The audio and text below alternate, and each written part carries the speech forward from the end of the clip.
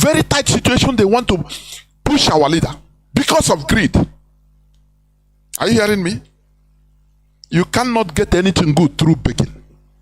You can never get anything good through begging. What he get from begging? Now this beggar beg. Do you? How many times, if you are coming out from ShopRite, you see beggars? How many? Can you carry carry big car, your big car, and give to a beggar? Can you carry your big car? The car you are driving, carry one car, or say, oh yeah, you dash a beggar. Oh, you are begging. Oh, baby, and like you just carry. No, you will give him something that is good for a beggar. Are you hearing me? But an armed robber is armed. If he show you gun, even now you will be begging him. Say, I beg, this is my car. They take the whole money, take and go. Now you see your bruise happen. Do you see the difference? Activism. Is it not what we solicited? But their greed don't allow them. They want to be in charge. Do you think that you can impose yourself on Igbos? Just kai working in one year. Now it's on Mazi Nnamdi Kanu because he convinced us beyond reasonable doubt, and we made the researches and saw that what he was saying is reality. Our situation in Nigeria is not good, and many other things. He start opening our eyes in different ways, and we say, yes, this man he has something upstairs. Do you see? But reference will just come. I'm your leader. I don't know whether they will lead who would they lead? Who? Is it not somebody that no road will lead? Oh, onye kurishi yabia ne lead. I don't know. I say at the beginning. I used to say this all the time. I continue saying it. At the beginning of the rendition of Mazi Nnamdi Kanu, Kanu will come on air on Radio Biafra. You know, now you want to use tune of Mazi Nnamdi Kanu. I called privately. I called there is people responsible. Even I called the person hosting him. Say, Mazi, don't you see that this thing, this hosting, what is he? Is he a leader or is he our leader or what? No, I don't have any option now. I start bringing this thing up. Say, oh, to this man, or who's here, the new leader, maybe after every time, through the same person. I started internally rising up because I will come. You know, many of us are not people you can just overhead like that or no, control like that. It's impossible. Say no. This is not. It shouldn't be. It shouldn't be. So, what am I trying to say? They want to envelope Mazi Nnamdi Kanu, put Oya in a sorry situation whereby there is no more option. You know, there will be no more option than to sign and say, okay, because you know, I say, don't worry, I can make the thing, you know, as usual now. Biafra, Biafra, maybe after how we say, okay, we bring you into confinement, safe house, that is house arrest. I quite know here now what? Gone are the days when onye potaya Igbo. The generation now, anya anuzia na anya imepe this year 360 degrees. Now watch. No person can treat us like a Masob. Owazirike used the blood of people, the blood of Igbo youths that believe in Biafra, because many of them believe that once you talk about Biafra, hey, people will follow you, don't worry. That is what Ekperima is counting on. Are you hearing me? It's no more now. It's no more now. Otherwise, in here to Mahatma Gandhi gemekwe. because the generation now is different. Mazi Nnamdi Kanu build up. That's why Mazi Nnamdi Kanu himself say that Biafra IPOB is indestructible. Do you think he built an ideology in us? If you are going, try to divert that or going against that ideology, you go down. Direct. We don't care who you are. Are you hearing me? We must continue in what we are doing. Binta Nyako has called, he have given them 2-0. Now he's threatening them. Something she never do before. Because he know that she's on top. The leader of indigenous people of Biafra. Ne threaten. Oh God. We must continue what we are doing. We must continue. So let me just read a bit the news. Nyako said she will commence the trial when the defense was ready. Now they want to quick a trial. I mean, Jimako, because they were criticizing Zekome that everything was slow. So now they want to quick a trial for them. They say no, we are not ready. No. Do these people make sense at all? I don't know. But there is no way, no person can use us.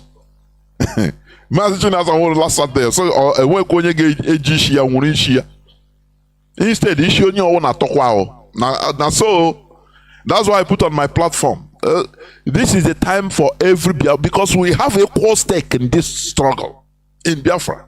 So no person will come and use another thing or one Nigerian politician. It can never happen. It can never happen. Masob was recommended due to a group of local champions. That's the thing. Onozie on top. He used money. People near him has support. It can never happen. In IPOB, we are people ndi no na this struggle man ndi oshima ndi amama ndi go ishima ndi hono different ndi no na hogoro wars on different countries, made different things. Why desert, why bushy road, bam mini bam. Guess go abachambanan is impossible. I thought no Biafra land. Ya uruzie a killer zone. Ya uruzie a place. Onye no ebono ya merezie here. Ya grozie ala geji elia. You just you grozie a piece of land where you be buried. Finish. No more. Because we cannot accept anything other than the restoration of Biafra. That is it. So Hana goto here, Hana goto. I na watch. Let them continue gotoring. Hana goto. I know. You think that you can use blackmail and get something through blackmail and you'll be enjoying it? No. Our leader remains the leader of the indigenous people of Biafra, not a Kanu family leader. No. People have died and continue dying. So we cannot settle for less. It's impossible. We can never settle for less. Therefore, we must continue. Binta Nyako she's happy, laughing that no Gunandia. But IPOB, I know now, we continue watching. Therefore, as I said, I want to talk on the continuous colonial legacy. I will continue on this. Destruction of indigenous population through colonization. Through colonization. That is what is going on. Now, It is the British policy to destroy the indigenous peoples in Nigeria, mostly Biafrans. Their policy is to recreate them to their taste. That is what is going on. To recreate the people that they forcefully join together. They have a plan to recreate them to their taste. In see the same way they recreated slaves that we are taken to Americas and Europe. They first of all humiliated them. They first of all gave them tattoo. You see the way they tattoo animals. They will put iron and fire and use it to to burn your skin. You feel humiliated. They don't have any difference between man and woman, male and female, everybody naked. You feel naked. You feel both physically and internally naked and vulnerable and hopeless. Now they change your name. That is, they recreated the slaves the way they want them. So that they manipulate. First of all, you don't know where you come from again. Because they have changed your name to Toby. Kunta Kinte becomes known as Toby. Different, so you don't have anything again that covers you. You don't have nothing that covers you. Now you become vulnerable and become docile, pliable by your handler. Now they give you a religion that will become your standard for uprightness, because before you were a savage and you feel that like that. I don't know whether people are understanding what I'm saying. That is the continuous colonial legacy. So that when it comes to God, when you talk about God, you see Bible say, Bible say to prove that before that Bible you are nothing. You are a savage. Are you hearing me? All these are continuous colonial legacy to create you the type of human being they want you to be. So that when you are we talk about your ancestors, they say no, don't talk, they are evil. That is the type of human being they want you to be. The evil colonizers. That is what they want to do in Nigeria. What they are not they want to do, what they are doing in Nigeria. And they are using the Fulani. You understand? They are using the Fulani. The Fulani think that they always find willing tools. They all remember, first of all, how did the Fulani arrive at this stage? How did they arrive at this stage of being in control of over 98% of Nigerians? How? The same thing I'm talking, they will use others. Once they use, they use others. Once they use them, they make you believe that they are doing collective interests. We did not. Remember, we did not.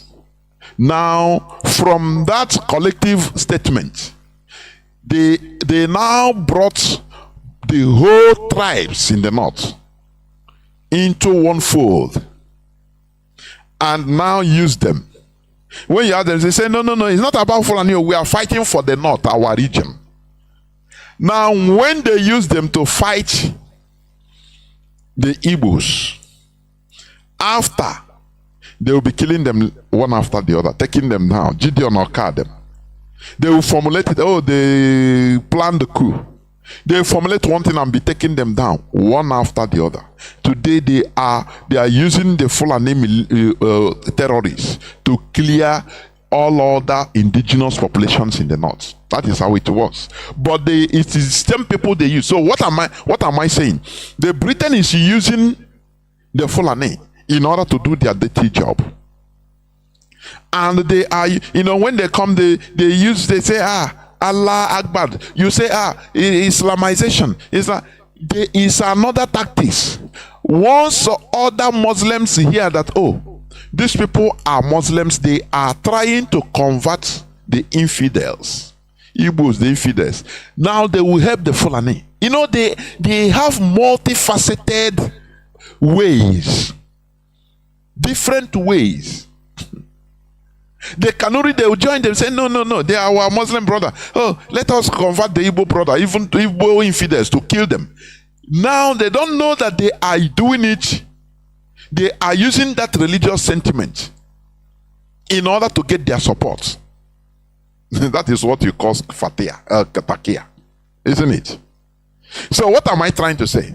All this is for Britain to use Fulani, do their agenda, and after they now deal with them, put them in the position they're supposed to be. Are you hearing me? If the British or the Europeans so much love Fulanese, they would have turned even Niger Republic into a heaven, developed heaven. Don't you think that? But in Nigeria, they are their weapons, tools, weapons of a service. But if they so much love the Fulanese, there are many Fulanese in Niger Republic, but there, Britain, Europeans were Americans of the West. They were looting their uranium, giving them 0.0001% in return. And they are happy to call them one of the poorest countries of this world. But in Nigeria, they are using them as if they love them. Oh, they give them arms, they push them, push the agenda. Oh yeah, pick on going. Because they want to use them against the people. And this is Biafrans. And other, mostly Biafrans, plus other indigenous population in Nigeria. Are you hearing? Do you see their tactics? But the Fulani, they don't know that they are using them. Instead, they believe that, oh, it's Allah that is, helping them to conquer. No. Your Allah is Britain, the Europeans. That is your Allah. They are helping you. Are you hearing me? So that is how the world is. Because they are trying to create a people, recreate a people of their choice, the way they want their taste. So that without giving you or bringing aid, you'll be dying of hunger. Without, we depend on them completely for survival. And now they will come as saviors. Africans we refer to, after all, we refer to whites as saviors now. Is it not white Jesus? It's white Jesus now. So saviors already. That is very, very pathetic. Are you hearing me? So it is the British policy to destroy the indigenous peoples in Nigeria, mostly Biafrans. Their policy is to create them to their taste, to recreate them to their taste. They are doing this through killing and sacking of indigenous communities and taking over their land, destruction of farms by the Fulani headsmen, causing artificial famine, and thereby facilitating the Bill Gates project in Nigeria. Have you forgotten Bill Gates project? Have you forgotten? I will replay some part of it today. Now, I want you to listen. What is going on in our land? I want you to listen. I want you to listen to what is going on. Just hold on. Listen to this report, to this clip. Okay, hold on. This is a special report from Owerri. Amako Hubi, Owerri. Just listen. Good morning, good afternoon, good evening, depending on your time zone. I remember as a Wachineke graduating from Owerri, Imo State, Biafra land. Please, there is an emergency report right now at Amako Hubi. Amako Hubi is getting severely kidnapping from the herdsmen, torture, killing, raping, all manners of different cases, daily basis. From the four corners of the four villages at that area. From our intel there, it was bad, because our mothers and our fathers cannot go to their farmland successfully and come back without no problem. Are you hearing? These are Fulani that are being brought by HAUSA-SERVICE. Are you hearing me? They are raping our people. You know what? Our mothers. Causing havoc, destroying the farmland. Do you think that this is just a coincidence? What has been happening is just a coincidence? It's a policy, it's a program. There is a grand plan, a grand conspiracy. Mazi Chinedu said on Saturday that it is a policy. After the war, Britain, through the Nigerian government, made it as a policy that they will destroy every infrastructure, everything that will make Biafrans, to go back and be food sufficient. That they will make sure that no farm will depend on outsiders for our food. It is a grand conspiracy. Are you hearing me? That is why when they saw that all this, despite the lack of federal infrastructure in our land, with our Iwambo, they saw that we are building civilizations, that we are advancing through our own efforts, despite no seaports, despite the economic strangulation, despite nothing, no road, despite imposing, their cronies on us as political elites, despite encouraging our governors to loot the allocations that they were given to the states. Don't you know that? The federal government always encourage the governors to loot the states. They give them leeway. No problem. We are behind you. No wahala. Any governor in our land you see working is doing so with his own, personal decision, refusing orders from the caliphate. That is what I'm telling you today. Somebody like Oti, he's doing it against the will of the caliphate. Are you hearing me? Otherwise, that is why you see Obiano. After looting everything, once you finish looting, now they will still use their agent EFCC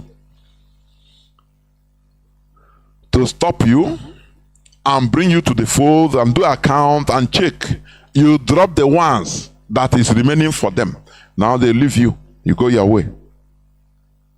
That is the policy in our land. Do you think that they brought a HAUSA-SERVICE just for nothing? From fourth position, first in history. Don't you think that he has a mission to accomplish? That is why greed, I continue saying it, greed destroys a people. One person's greed can destroy a whole race. Imagine that HAUSA-SERVICE is a good person, for example. He's not greedy. Despite being approached to do the biddings of the caliphate, that they will put him. Don't worry, now we have power now. We will support you. We will put you there. Who will say no? If he's somebody that loves his people, he will politely tell the caliphate and say, oh no, this one too much now. No, I will not, don't worry about me. I need power, but not like this, please. Don't worry. Yes, let us see next time. I will try. Because if I become imposed, no matter, you can do it. But my people, he will think about his people, the feeling of his people, how everywhere will be kata kata, he will think about it. But greed never allows him to reason that way. That is why if I'm talking about the Kanu family. The greed in them. They don't care about destruction, about lives. They don't care. They don't care. They don't care.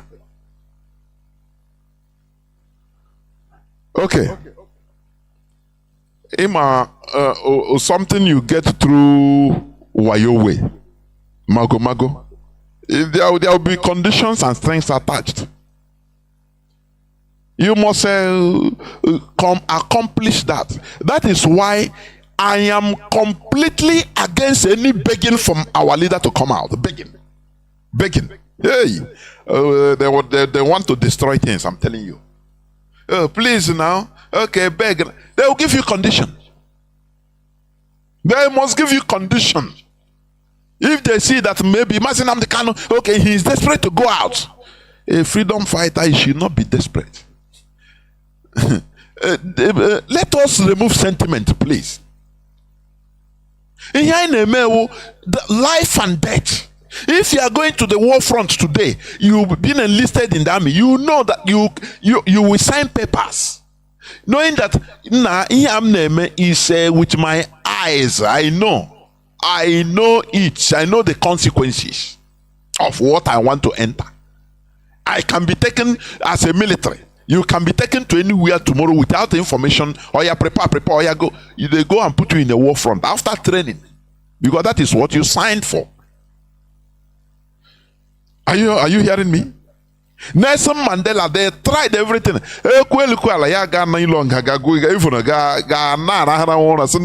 Now here I die now. Me, I'm a dead person. Waiting on at the talk. Because he trusts the structure outside. No matter that he was not hearing anything from them, but he know that he forget. That is why even they can come to talk to him in a way. He know. Now, come out, can you come out with it? See her, many times they propose even when you study history, they propose him several times to come out under condition. He said no. Before he go out from there, that even the whole people that we are arrested, that we are jailed for this movement must be out. He will be the last person out. There was a potassium when I see her no, me another come out. I won't go no man when he also. That is a freedom fighter. Are you hearing me? And that is the mindset of our leader. That's it.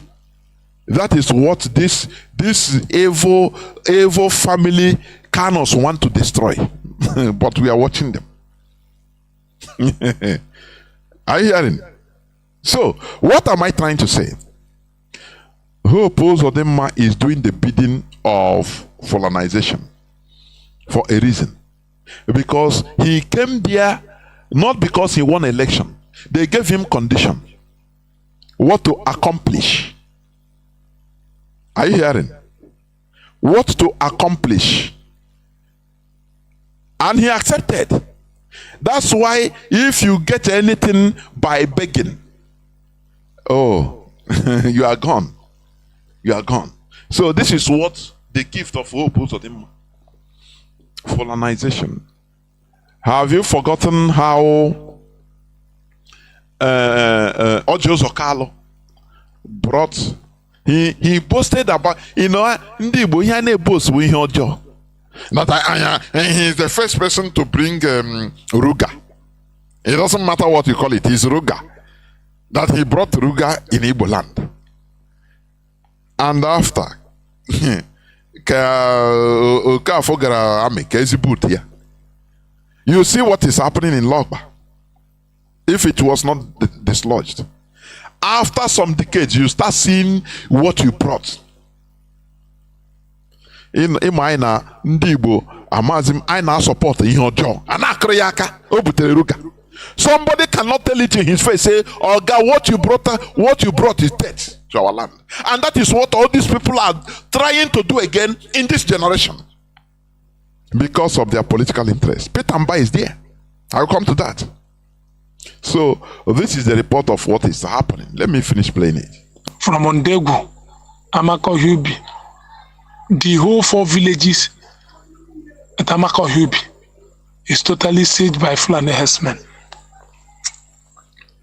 They are there rearing their cow, destroying the crops, everything that our fathers planted in their farmyard. They have consulted the police cannot do anything. They have consulted the military cannot do anything. Now that they are equipping them with AK-47 and other things to make sure that they destroy everything that we cross, everything that we plant in our farmland.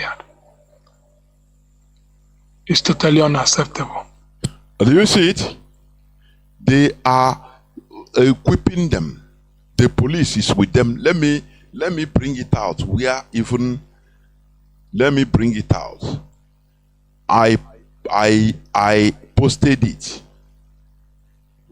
Where the Nigerian police and military. It's what we knew right from time.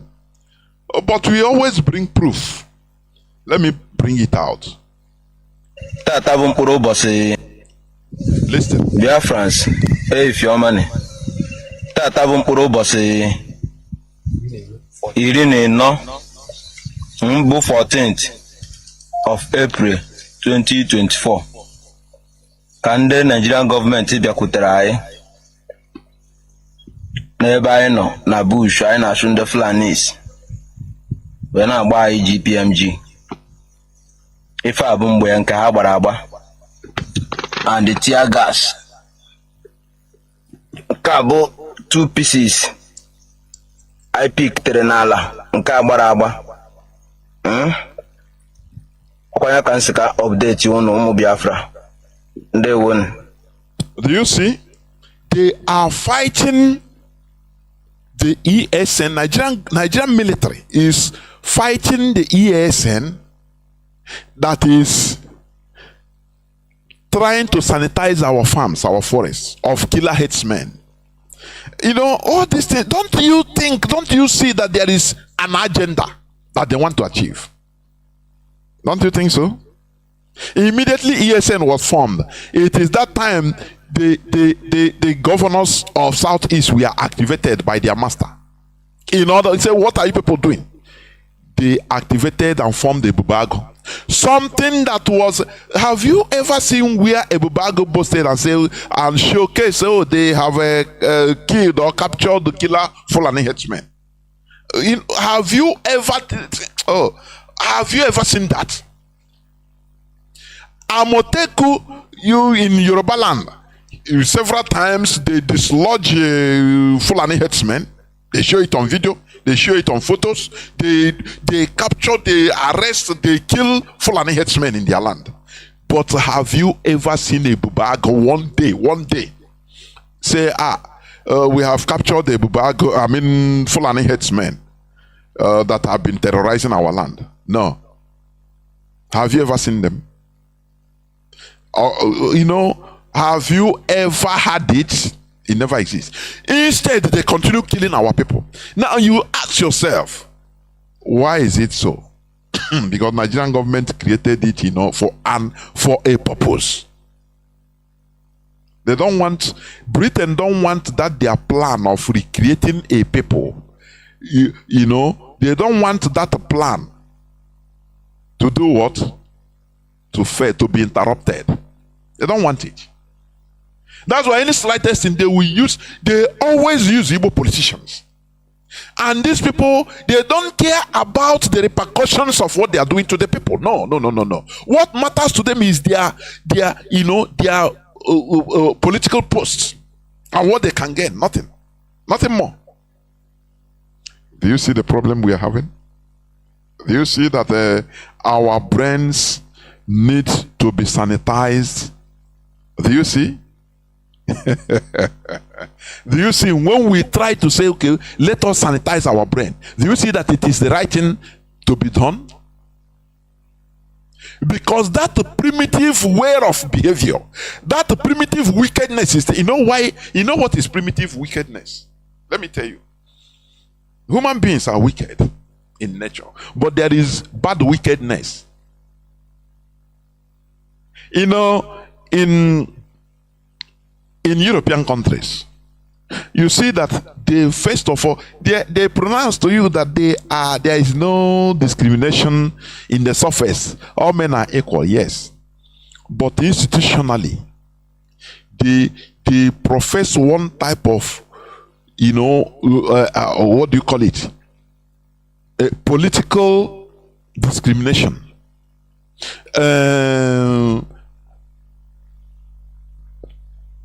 Political discrimination or the other. Or let me call it diplomatic discrimination.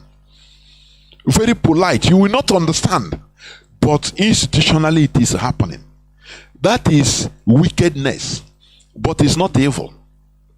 For your information. Because they are protecting their own race. It is called self-preservation. So that they continue being on top. That wicked, primitive wickedness is this. When you are fighting against your brother for the interest of a foreigner. Don't you hear what I'm saying? Do you hear me at all? Do you now understand it? That primitivity is when you are fighting against your brother or the interest of your brother, your people, in order to favor foreigners. That is what brought us black people where we are today. Don't you know that? The slave trading, transatlantic slavery. They came, the Europeans came and cornered the people, cornered some people, and made them wealthy, using them in order to catch their own brothers and sisters to sell. And most of those people they made wealthy, they cornered. They were first of all Christianized. Are you hearing me? This is a historical fact. When you read this something Agogo, is it Letitia Agogo that confessed about his great grandfather was from Enugu, that was a slave dealer, very rich. She was saying that they are now seeing the repercussion because they don't live long. They are very rich, but they don't live long. So you have to try to find out what is the problem in their family. Very big family. And he now find out that his great-great-grandfather was a slave dealer, but very rich. He combined with the Europeans, with British, to deal with his brothers. They gave him, they gave him protection. And even he possessed slaves. But do you know what? One funny thing. He is the founder of Anglican Church in their community till today. Oh, Chineke kona ihe ọjọọ. That's why I'm not holding an argument. Ndị na-asị, believe what you believe. Oh, legide si Chukwu okike ka oge this thing. Ka o ta break this thing. That man, their great grandfather is historical fact. So what happened? He was the first to convert to Christianity. So the first saboteur, they now use him against their brothers in one Enugu community. I have preached this here on Radio Biafra. Because once they Christianize you that time, now they turn you against your people. You start seeing your people as unbelievers, as infidels, as people, as savages. Anything concerning your tradition becomes evil. So, if anything they tell you to do, you do. And they give you leverage. Make money. If they bring mirror, you will be the distributor. Are you hearing me? So now he joined the white people, the British. They gave him arms, gave him soldiers that mess up with brutality against his own people. That is primitive wickedness. I call it primitive wickedness. There is good wickedness, so where you save your brother, even if you do injustice against a foreigner, it doesn't matter, to favor your brother. That is why once you see what Fulanis are doing. Kwa interest ha ka na protest or ka na protect well. Ha na wish other people. Ha na choke ha on top as a people, not as one person. No. And once they are fighting for collective interest, sacrificing individuals, their own individuals, it doesn't matter. Now you see all of them, they will be growing. That is civilization. No? Oh, well, he na sekwa ndị egbuwe na yo ndị kwa their interest ka ha na protect their collectivity, their collective interest, so they are not individualistic. Oh yeah, kwa civilization. But you that is fighting against your brother, you take a contract from foreigners to fight against your brother, to kill your brother for foreigners. You are the one evil and primitive. There is primitive evil, primitive wickedness. That is what is worrying many of our people. Even if they want to destroy the whole race for their private interest and that of a foreigner that send them, they don't care.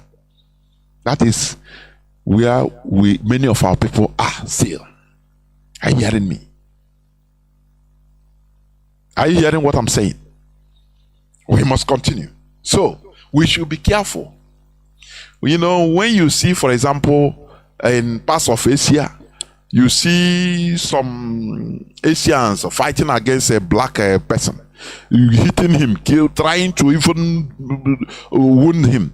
Another Asian will come. He will not even ask, what is the problem? Once he see, oh, this person is a stranger, he enters, start hitting. Oh, quite civilized wickedness. Forget it, your emotion. They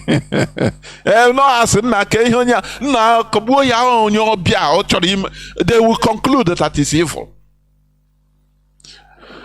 But in your own, when you see our destiny, maybe your brother fighting against a foreigner, you will come and your brother immediately in the idea, even turn against him. Oh yeah, oh primitivity. Oh why everywhere. Forget about indigenous diplomacy. Let us is this type of primitive evil and wickedness that makes somebody like Hope to accept being a governor in order to, in a contract he signed with the caliphate. That is primitive wickedness. Primitive evil, all the primitive. When you are fighting your brother, you are people, which means you want to remove, you are going into self-destruction. Are you hearing me? Self-destruction. It is better you promote self-survival, the people from destruction than that is why even in the Bible, in your Bible you see it. Any person that does anything, the collectivity of the people will be punished. Let me, I'm giving you instance of the Bible. I'm giving you instances from the Bible you are reading. Do you know why God is training them like that? Achan went and stole something, a foreign god. God saw him as all-knowing, all-seeing God, as you believe. But he didn't kill him. Or he didn't point at him, say, hey, somebody there, oh yeah, it's him, he's Achan. No, he didn't point. He wait. If they went to war, he will, because of one man, he will kill many thousands of men They will fall into the war. They will fall to their enemy. Women and children will be killed. And it makes them to start asking, no, to have that self-consciousness. I say, no, what is this thing is not normal. There is something. They now start asking questions, what is happening to us? And it was revealed to them that there is somebody among you that did something. He didn't even talk to them that this is the person. No, he is training them to know how to find out the culprit, to fight for themselves. Are you hearing me? You know, I say we learn from everything. Are you hearing me? So it is now for them to work hard to fish out that culprit and to punish him. So that tomorrow, if somebody sees somebody doing bad thing, he will bring him out without hiding him. Because he does not, that evil the person does, it will not only affect him, it will affect everybody. Is it not how our land was before? If somebody does bad thing in a village, in our community, they say, Omerala. Somebody will go and collect another person's or shift another person's farmland or sleep with somebody's wife. They didn't say Omero that person. No, he said Omerala, and Allah connects us all. That has been our value, our root, our tradition, our culture, so that we'll be on the lookout for each and every one of ourselves. But the Europeans came and severed that thing. They said, no, you have to give account of yourself only. So that we now go into selfishness. We no more talk about the land that Allah connect us. No. Once you sin, you have to confess and you are saved. Don't worry about anything. No. No. Onye woge asigi ala wogene ono ihe ojo se fe ikunu merara ala wogene ala wa ihe ojo. Do you see how they destroyed us? Before any person, if you do something against your brother or your sister, you as in onya merala no ga bia kwa ala, because they don't see you as doing something against that person only, but against the entirety of the community. That is our tradition, isn't it? Today, all these things are gone. They will tell you, no, once you believe, everything is forgiven. All things are new. They smartly carved out the whole thing to made it easy for us. Very easy. Believe, confess, and you are saved. Any other person, both the person you killed the children, both the person you rendered as orphan, no, as God has forgiven you, who is man? That is the mantra, the very evil mentality that is prevailing in our land. Is it not this thing we are talking about? People now say, no, I'm not taking us confusion. Sometimes I'm saying no. The mental is far. It's not something that will be solved now. Okay, generational something.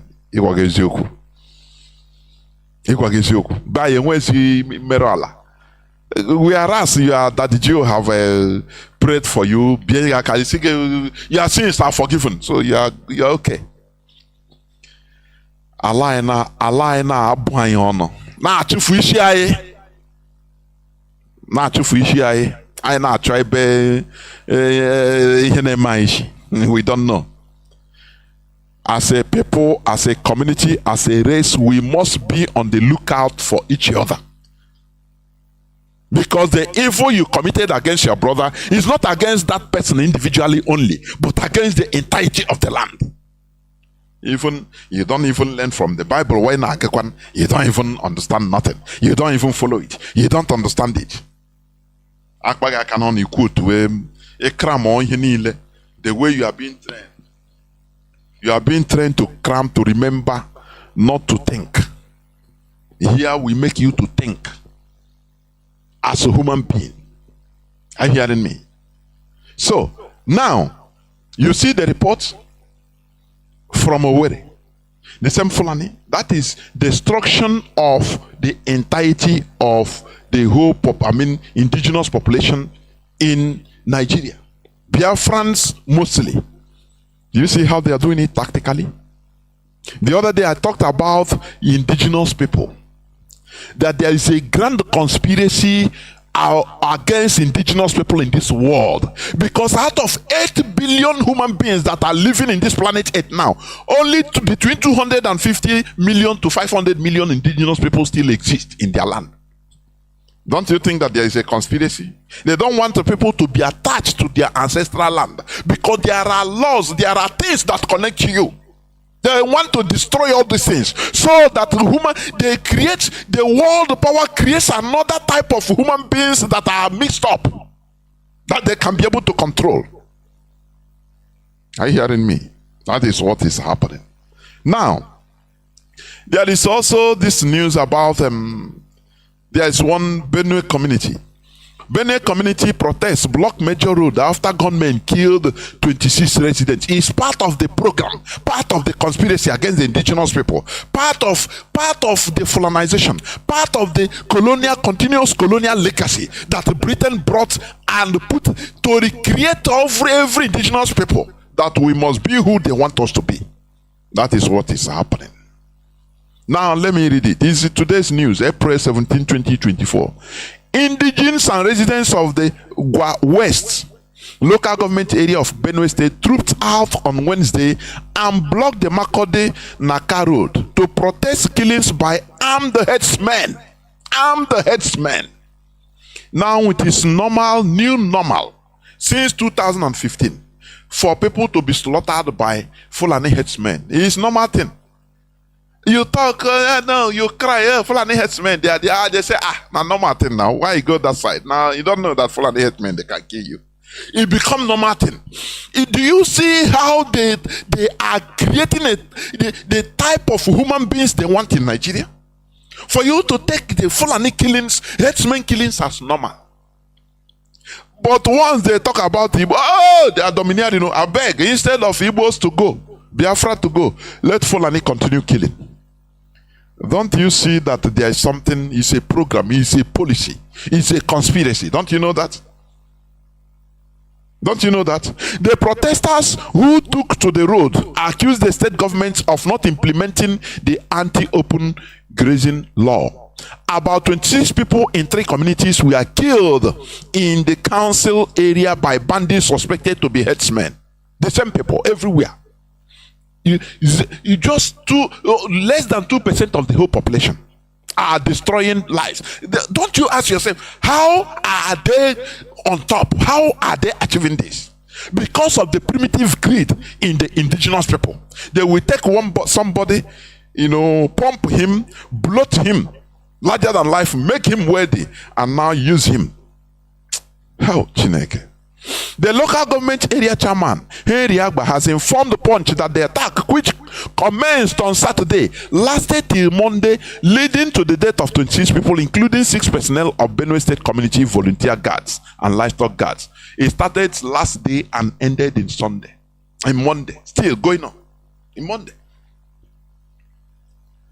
In a country that has police that are boasting of to Kanu jet, I'll bomb you. But nothing. They gave order from above, because they are. Didn't I play the clip of the Nigerian troops attacking the ASN? People that are fighting against killer headsmen, destroying our farms. Don't you think they are implementing the Bill Gates project without even knowing that they are doing it? Without knowing that it is what they are doing. Don't you see that? In Benue, the massacre. This is not the first, not the second, not the 100th. Every time the same thing. Every time the same thing. Tell them about Biafra. They will tell you, now Igbo man is domineering. Remember, during the war, they were the people that fought heavily. The infantry is mostly the Yoruba and the Middle Belt against Biafra. But that is bygone. They use them. Today, they are taking everybody one by one. They create confusion in the midst of people. Now, as we are fighting each other, now they will be taking everybody one by one. After Benue, They will come down. As they are coming down to Enugu, they are doing it. Are you hearing? They are doing it. Also, one is there. And they are the plan. Oh. We should be wise. Biafra liberation, restoration of Biafra will save everybody, every indigenous people in that place. And Britain is seeing it as a interruption of their project. That is why they are fighting tooth and nail. As they kidnapped our leader, Mazi Nnamdi Kanu, now they made sure, they are making sure to destroy IPOB, even using Mazi Nnamdi Kanu's siblings. Sometimes they might not know it. They thought that is ordinary greed. No, they don't want another person to be in charge of IPOB. They don't know that it is the project of Britain. They don't know that it's British project. How do you think that somebody that is suffering, that set up a global movement of IPOB, now he's being relegated to a family, just one Kanu family? We are writing you Kanu family. Do you think that the countries or world institutions, do you think that they honor family, or they recognize one person, your family name? Who are you? They respect institutions and not family name. For your information, I don't know, these people, their greed blinds them to the extent. Their greed blinds them. I'm telling you, very, very bad. Very, very bad indeed. Very, very bad indeed. Just hold on, I will be right back. Let me take care of something.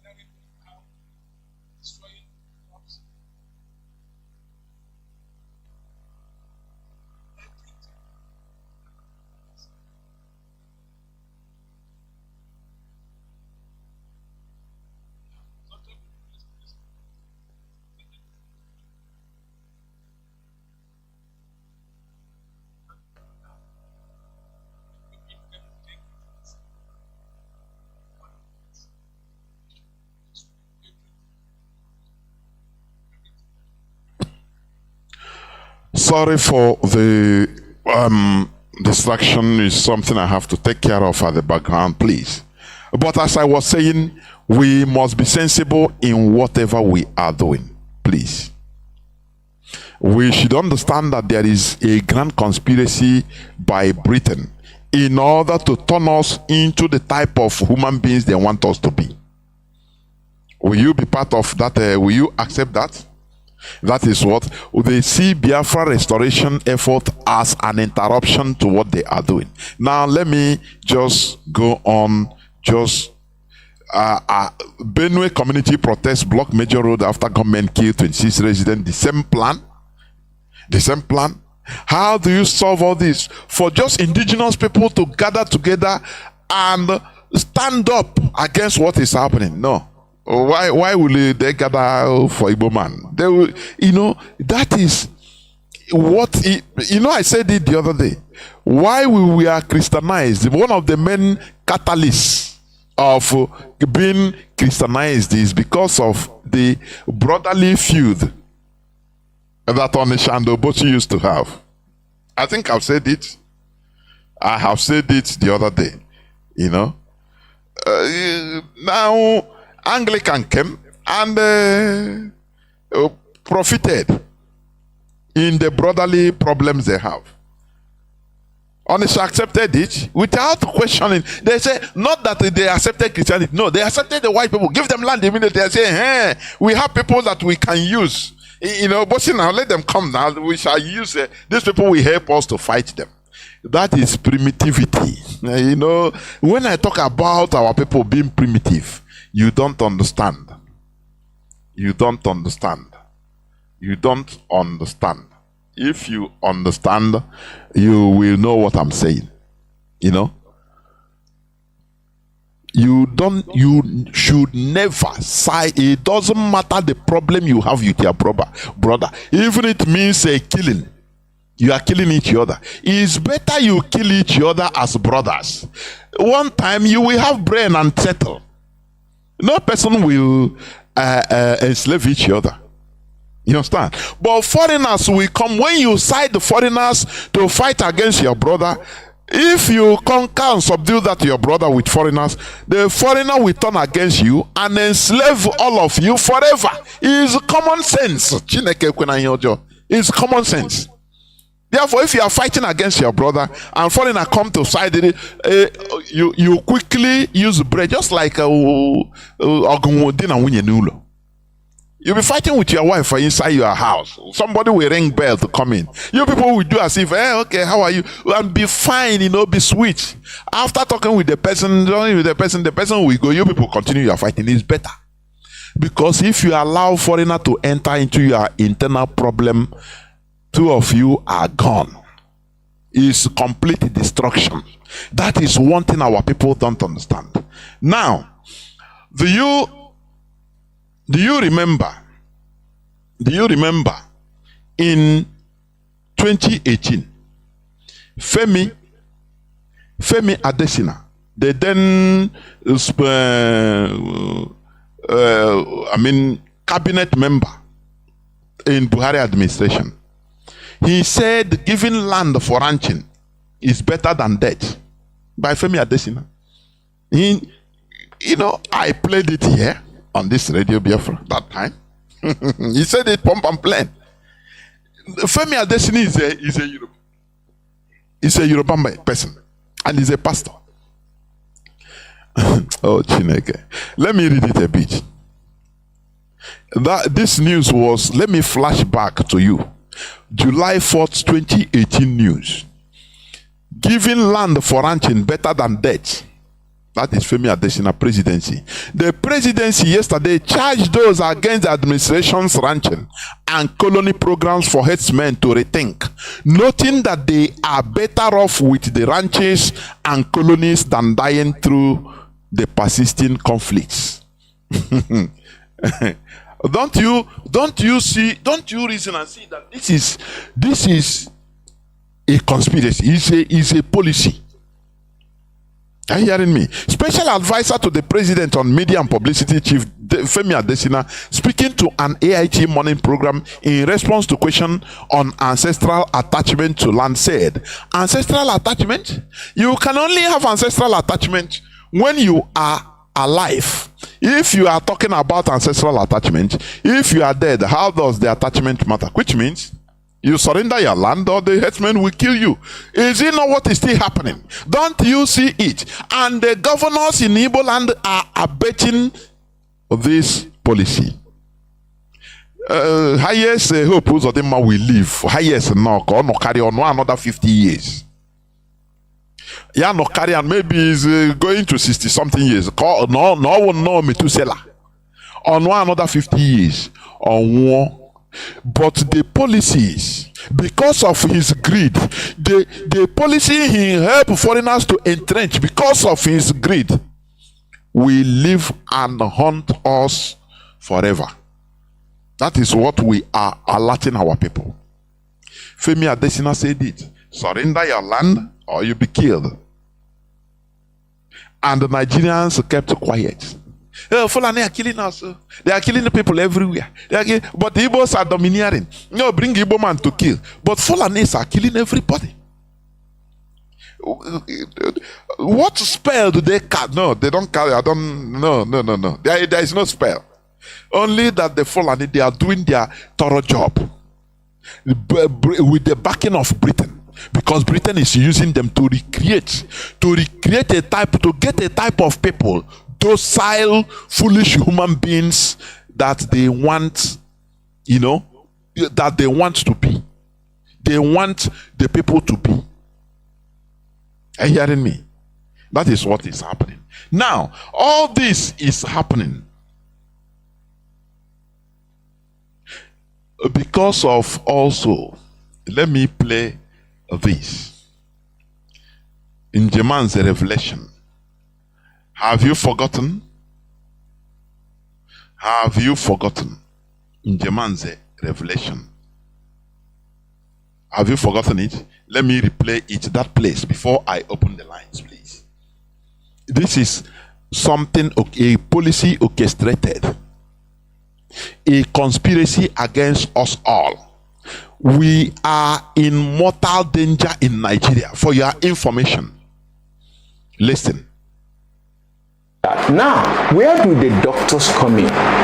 The doctors come in the fact that when they capture the food security, which they actually have done now, because most of the seed growers have been killed.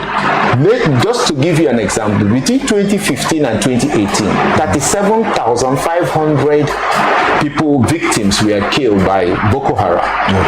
Okay. These were farmers. Then of these 37,500, 32,000, that's 85% were Muslims. 5,500 were Christians. And in states like Zamfara, 60% of the victims were Hausa, 40% were Fulani. Do you see this killing that is going on? Listen, there is a very, very delicate or fine line that we should understand. Oh, I don't know how to explain this. You see these statistics of this man, Dr. Njemanzi. He gives interview. We are shouting, oh, it's Islamization. Yeah, we are trying to Islamize us. At the beginning I said, no, they are trying to Fulanize us through Islamization. And I still stand there. But do you know that this word Islamization is working in two ways? You don't know they are killing people also. It's indigenous people they are killing that are also Muslims in the north. But when you shout Islamization, they are Islamizing also. It's playing to the advantage of the Fulanis. Do you know why? Do you know how? Ask me how now. Because you are uniting the whole Muslims in the north that are indigenous people that are also suffering the same thing. You are suffering. You are classifying them under one umbrella. And also, it makes the indigenous people, indigenous northerners, non-Fulanese that are suffering this thing, to also have a fake confidence that, oh, anyway, with Muslims, we are killing as Igbos. Infidels are shouting of Islamization. I'm a Muslim, so even if I'm a victim, it doesn't matter. Let me take solace in them being converted, being killed. So it's still our religion. After all, when I go to heaven, I will be recompensated. So it keeps them not to even rise up against the Fulani. I don't know.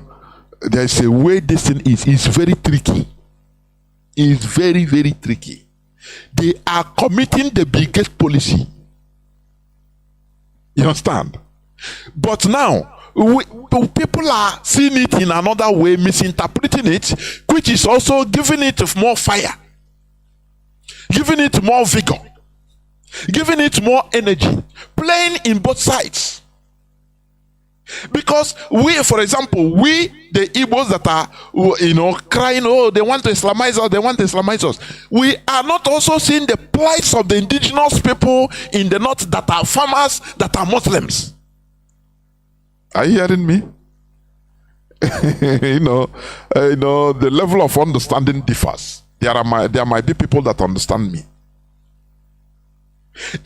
As we are crying Islamization, now we classify all are enemies.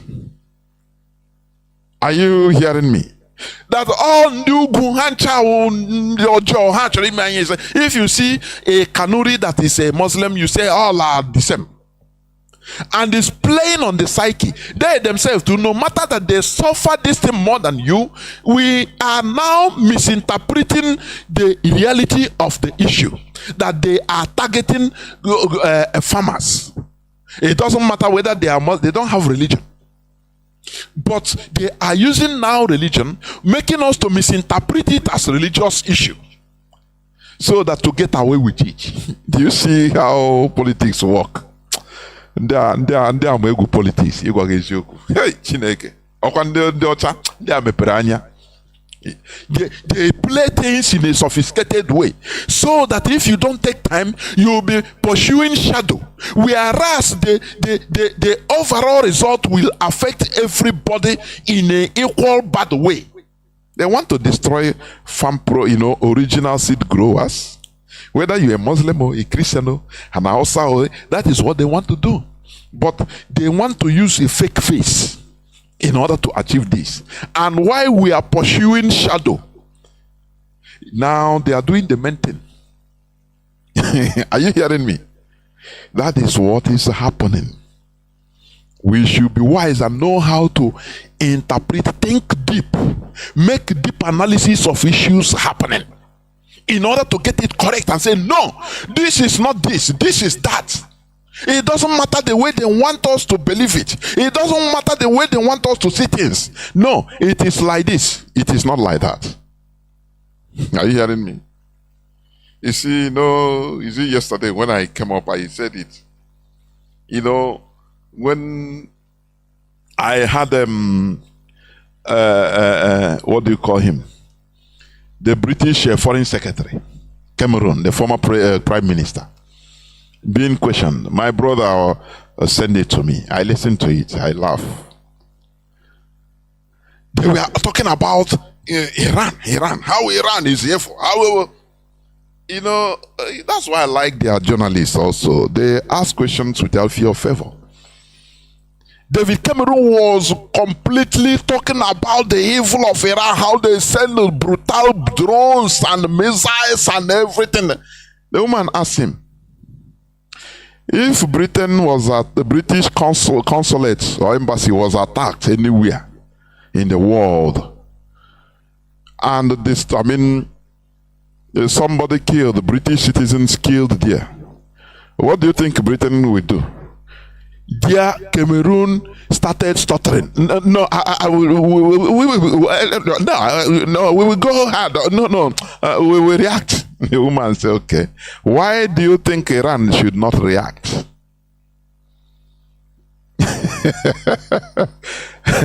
I smiled.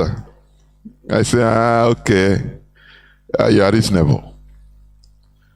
But if you don't know, with your narrow-mindedness, they will channel you one way so that you continue pursuing shadow. Whereas they know what they are doing. That is what they are doing in Nigeria. No, it's Islamization. But they are doing something more horrible than Islamization. They want to clear everybody. Both Islamo, both Christians. But we are not seeing it with the normal eye, defining it on what it should be. It is brigade policy. They sponsor terrorists to achieve things. Are you hearing me? They steal our natural products, our natural resources. Californium in Borno, you gold in Zamfara, everywhere in Sokoto, everything. They put all these bandits to sponsor them, but we are not at alert. We are talking another thing. And as we are pursuing shadow, shouting another thing, they are busy doing what they are doing.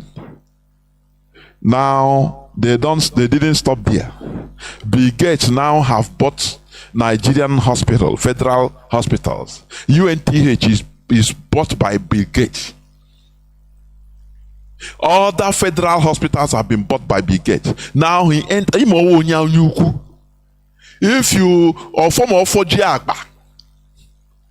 had it been stopped there, maybe this revelation wouldn't have come out. But he want to take over the whole of Nigeria. He want to take over the whole private hospitals and clinics.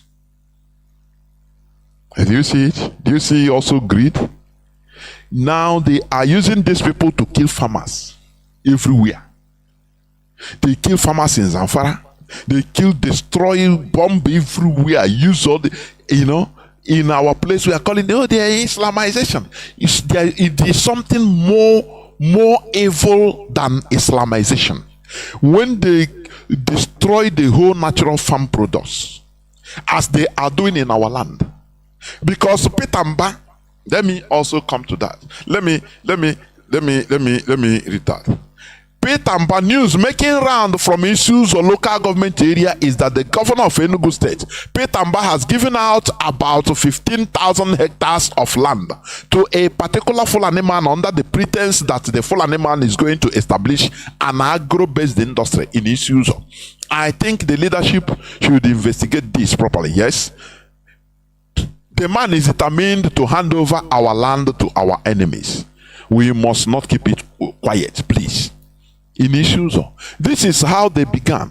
Before you know it, we will have a formalized Fulani colony in Isuzo. I understand that the traditional ruler in the area, Augustine Nnamdi, is actively involved in it. It is also said that Petamba is providing necessary logistics with which a strong army base will be established in the area. Let us not forget that a Hamufu community where these terrorists attack ceaselessly in the past, killing hundreds of our people, is under issues of local government. Do you see how they are using our people? Because they are desperate to be in power, because they are greedy to be in charge, like Hopo Sodema. That is why they use them. They are willing tools. An office they will be for 8 years maximum. They go. Now they want to lay very bad legacies that will affect the people forever. What do you call him? Ojo Okalo did his own. Today, do you know how many thousands, or if not hundreds of thousands of our people that have been destroyed by the Fulani in Logba? It is courtesy of Ojo Okalo. But coming to this, why must land be provided to these people? Why? Does it mean that, okay, let us say, okay, as Nigerians, why can't they use their hand, in their private businesses, and if they want to buy land or rent a place, they do it by themselves. Instead of going through government must provide, army base must be there. What is happening? Because Britain wants to create a type of people that they want. Let me finish playing this. So it became clear that this has nothing to do with Islamic terrorism. It has to do with elimination of all the seed growers. Okay. Now they have eliminated the seed growers. Okay. Now they're moving into the second phase of their program. Now, when the farmers go to them, now we now depend exclusively on the GMOs.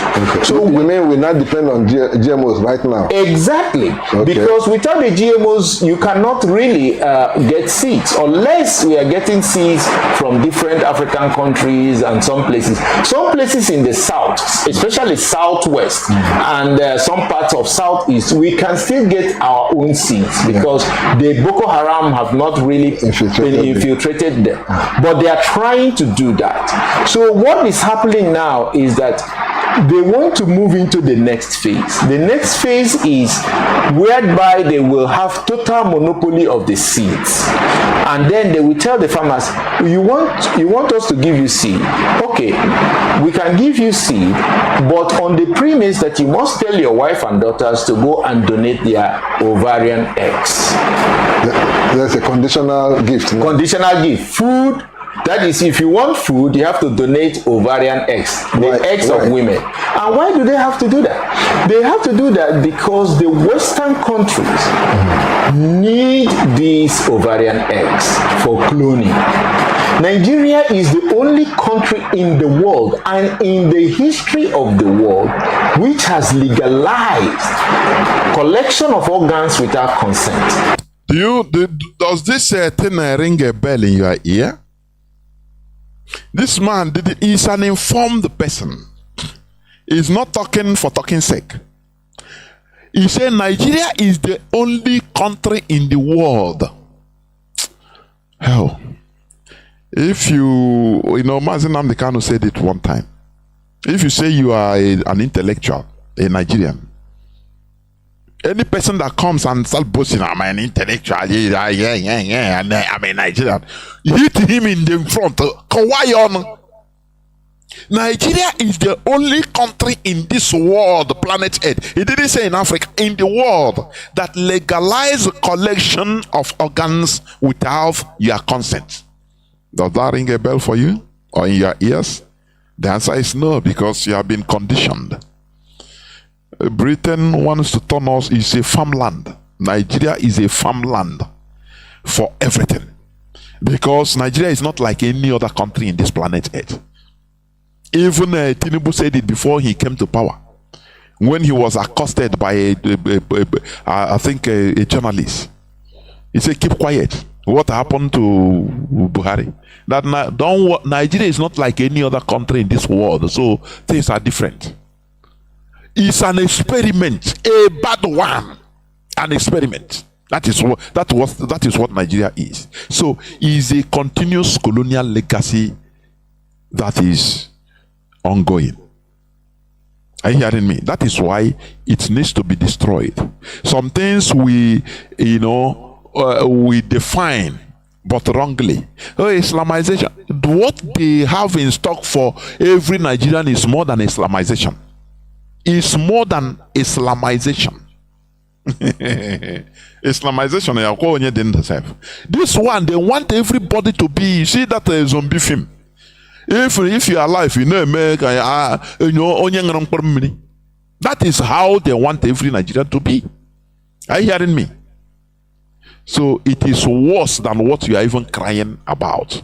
That is why we need to get out of this mess. Getting out of this mess is just separating from Nigeria, so that we interrupt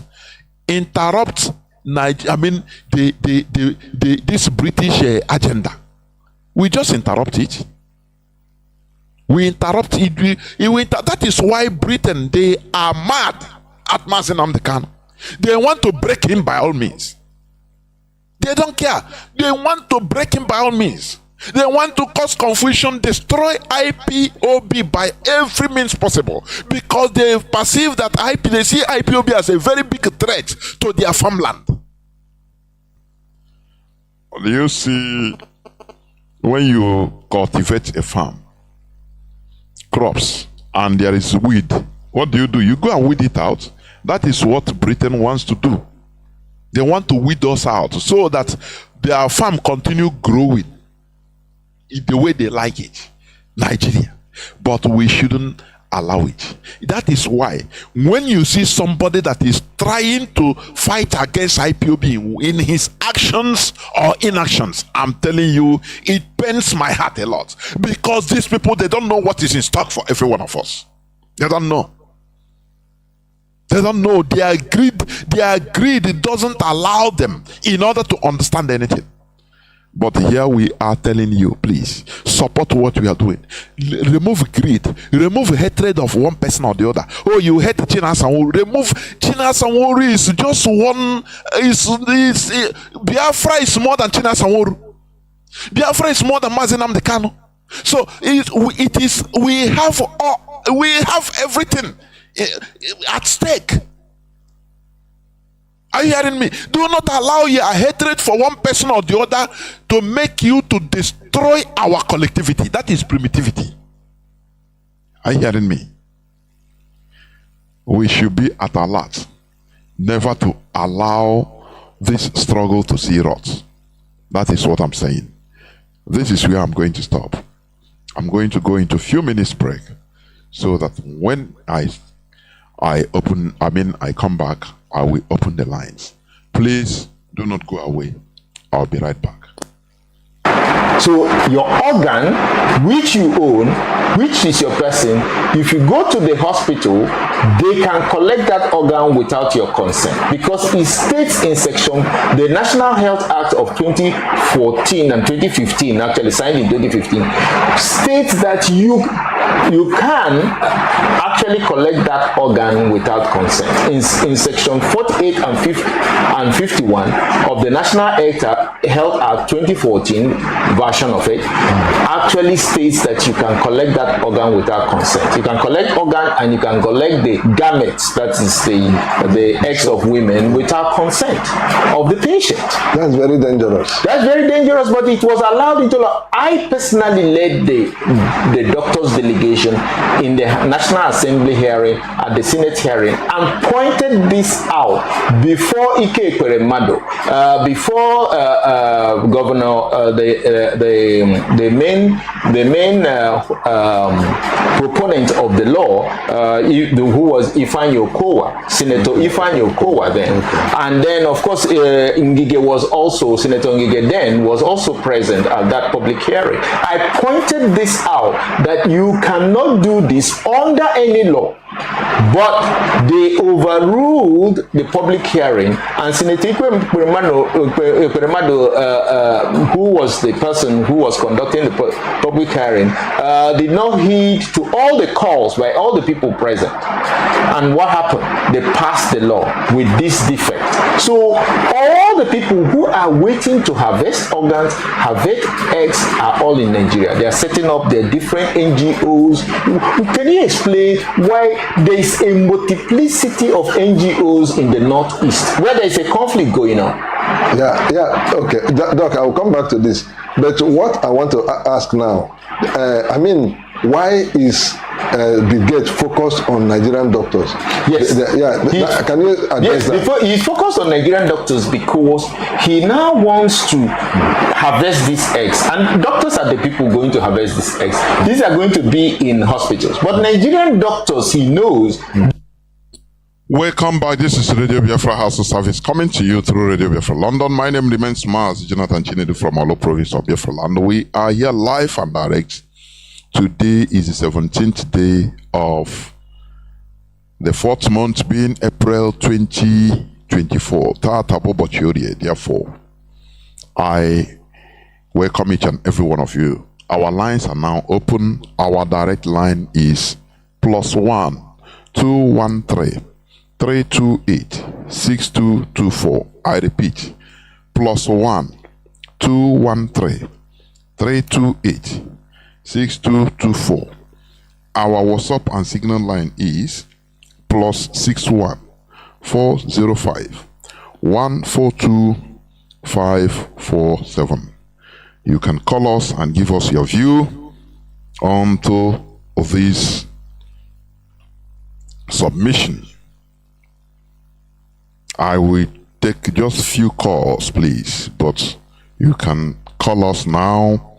And do not wait until when I say no more calling, now you start calling, please. You can call us now and give us your view. Do not forget that we talked about the continuous colonial legacy, and Nigeria is an evil that is waiting for us. That it is the legacy, a British legacy. in order to recreate us, the indigenous population, the way they want it, the way they want us to be. They are playing God.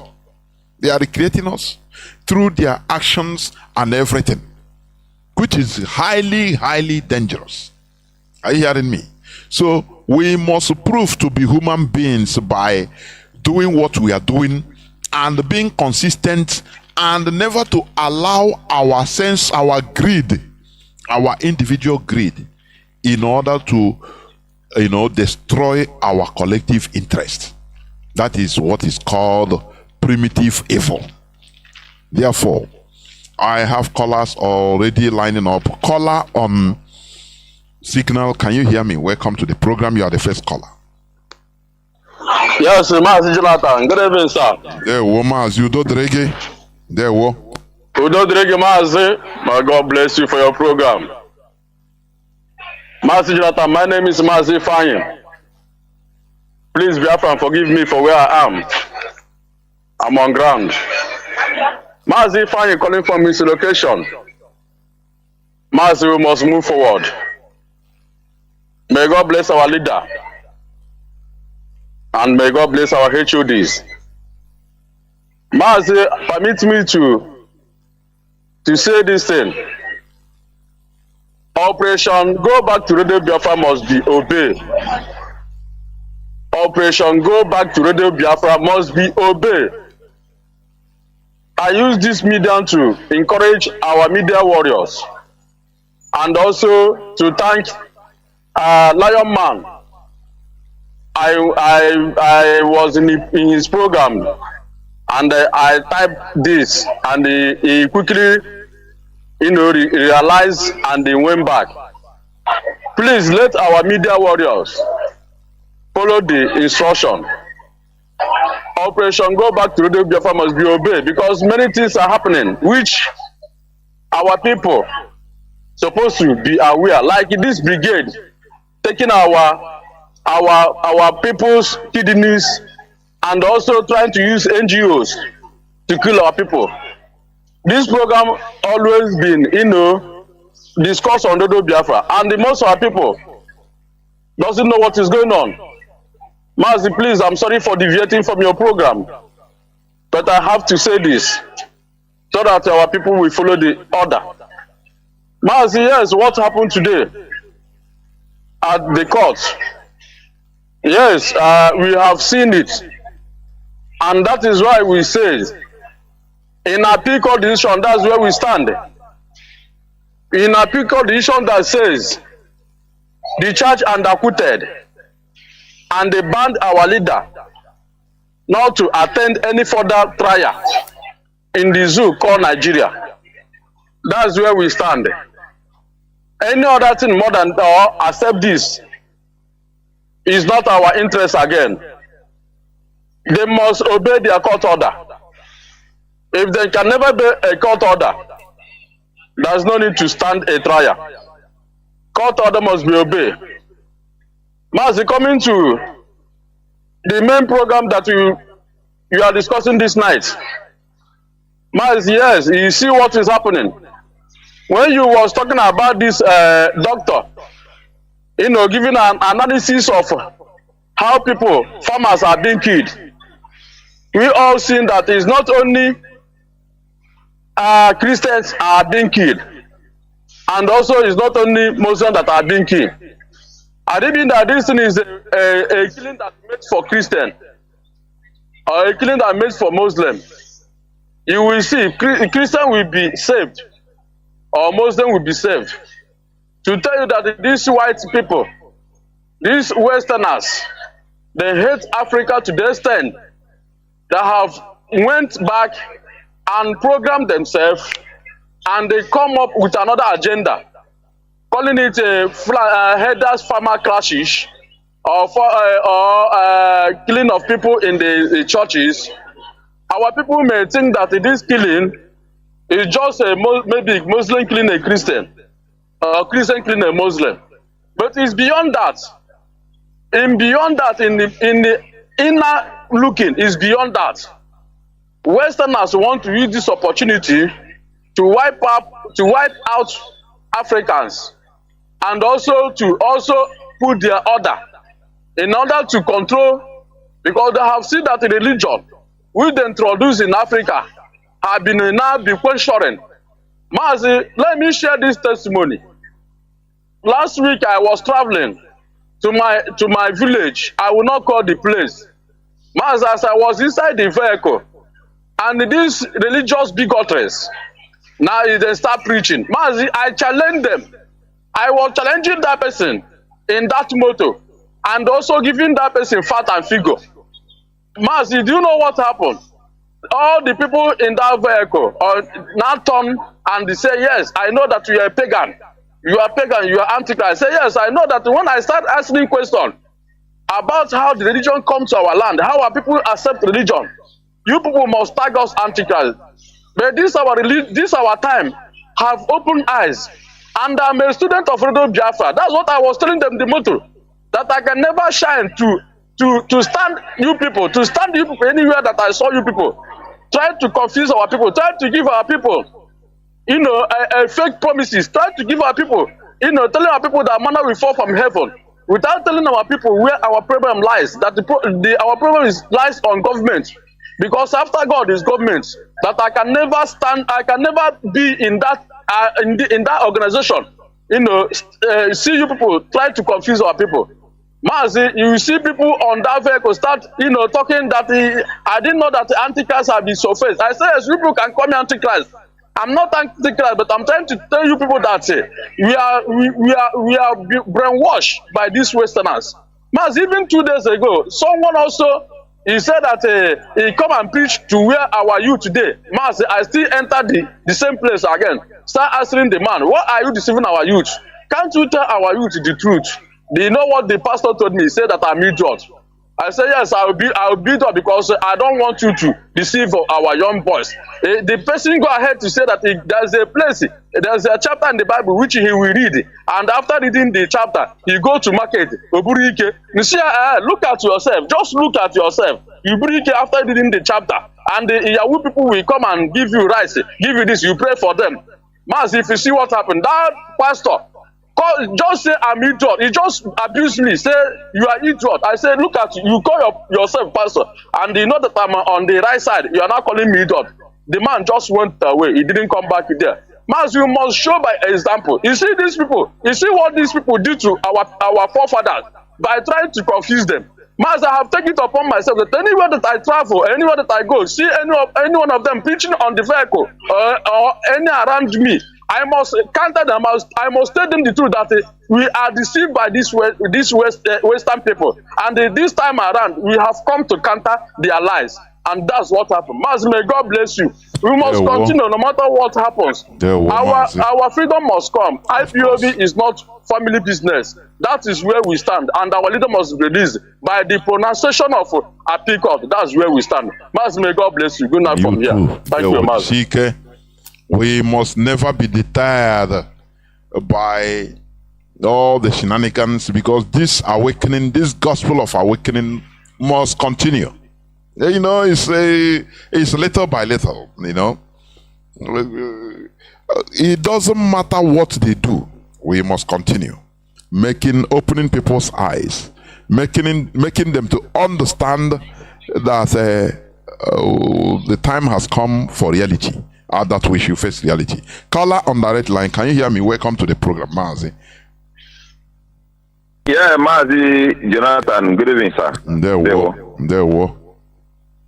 Yeah. Oh, Mazi, I met you from North America now. Mazi, thank you so much for another mind-blowing program. First of all hail Biafra.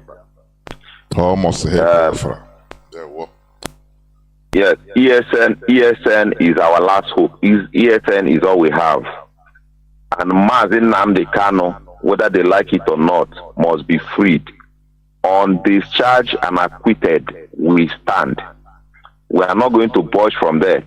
Despite all the shenanigans they are doing, we stand on discharge and acquitted. Mazi Nnamdi Kanu said before that he will defeat them in their own court. And it has happened. He has defeated them, and out of shame, They are looking for how to manipulate it and upturn the law. So that is it. Mazi, your program this evening, all the was so scary. For me, the way I see you, you have an ego eye. You have an ego eye. Let me describe this scenario.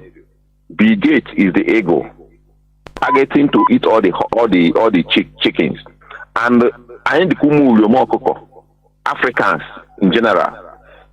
Bill Gates is a threat to humankind. He's a threat to mankind.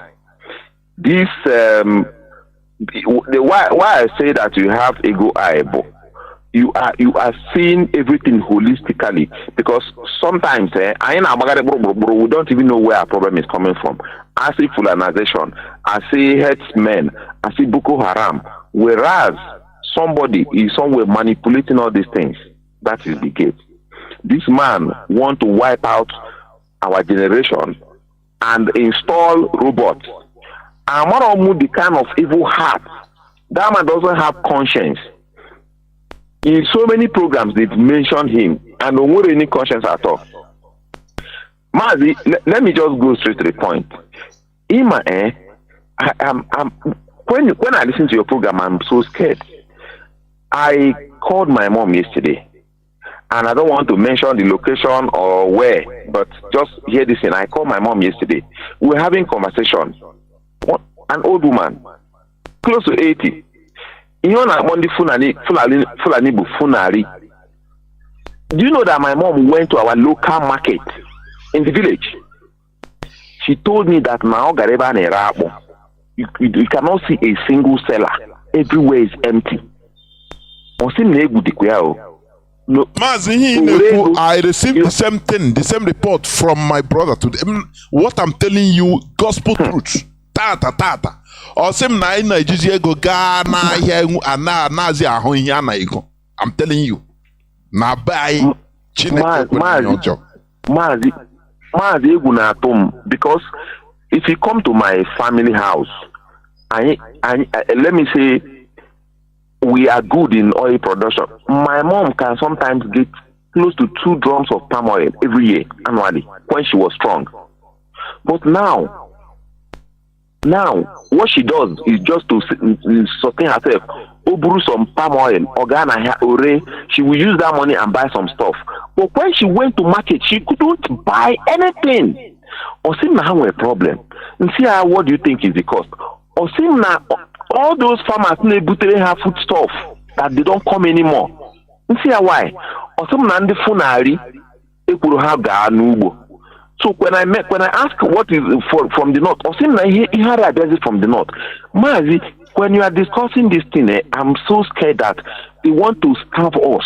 They want to eliminate us by starvation. Now, coming to what Chinas Anworu said in his program, that secret conspiracy to stop us from producing our own food. Now, if you put one-on-one together to what this devilish brigade is doing today, and Boko Haram, farmers, those who are planting original seed and bringing their genetically modified organisms to replace it, they want to wipe out human existence. So, that is why I'm happy and 100% in support of this radio jingle of IPOB. Advertising that our people should go back to farm.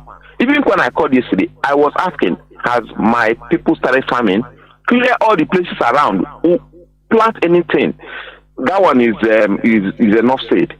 Mazi, I want to ask a question. This opportunity to Ohaneze Ndi Igbo, I know they listen to you.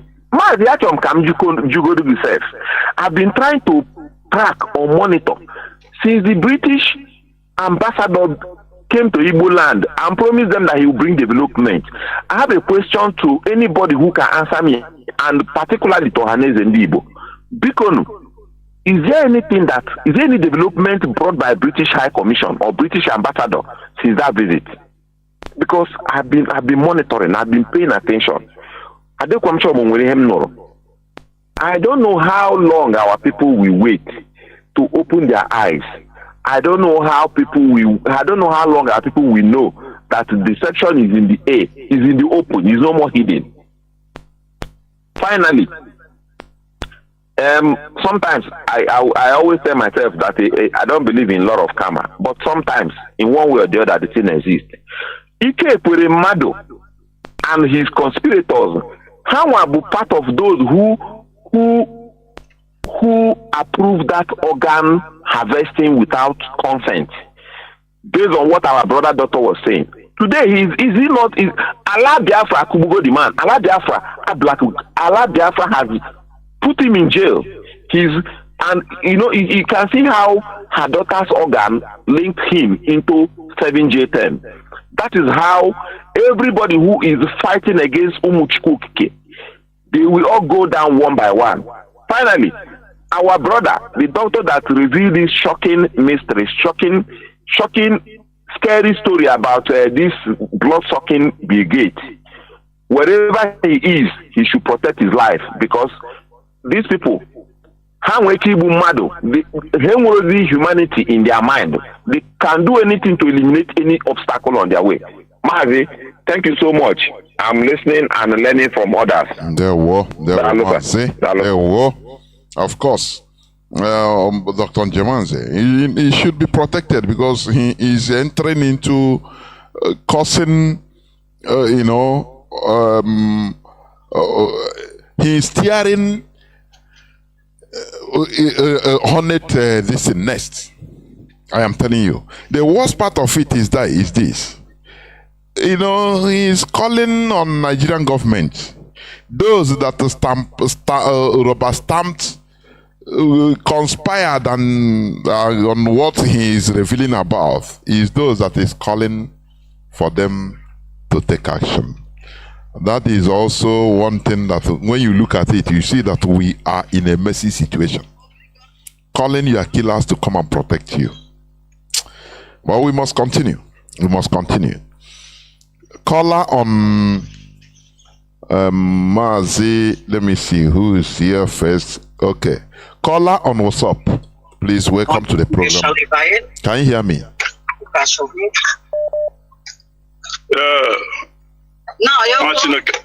There we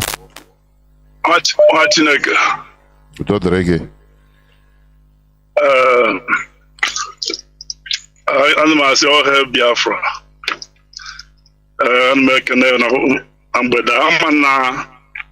My line is very clear, I can see another. Yes, all the clear. The manageable. Daniru, yes. Okay. Mazi, asị big one ka anyị tụnye uche n'okwu this our brother Jamanze, because I took exception.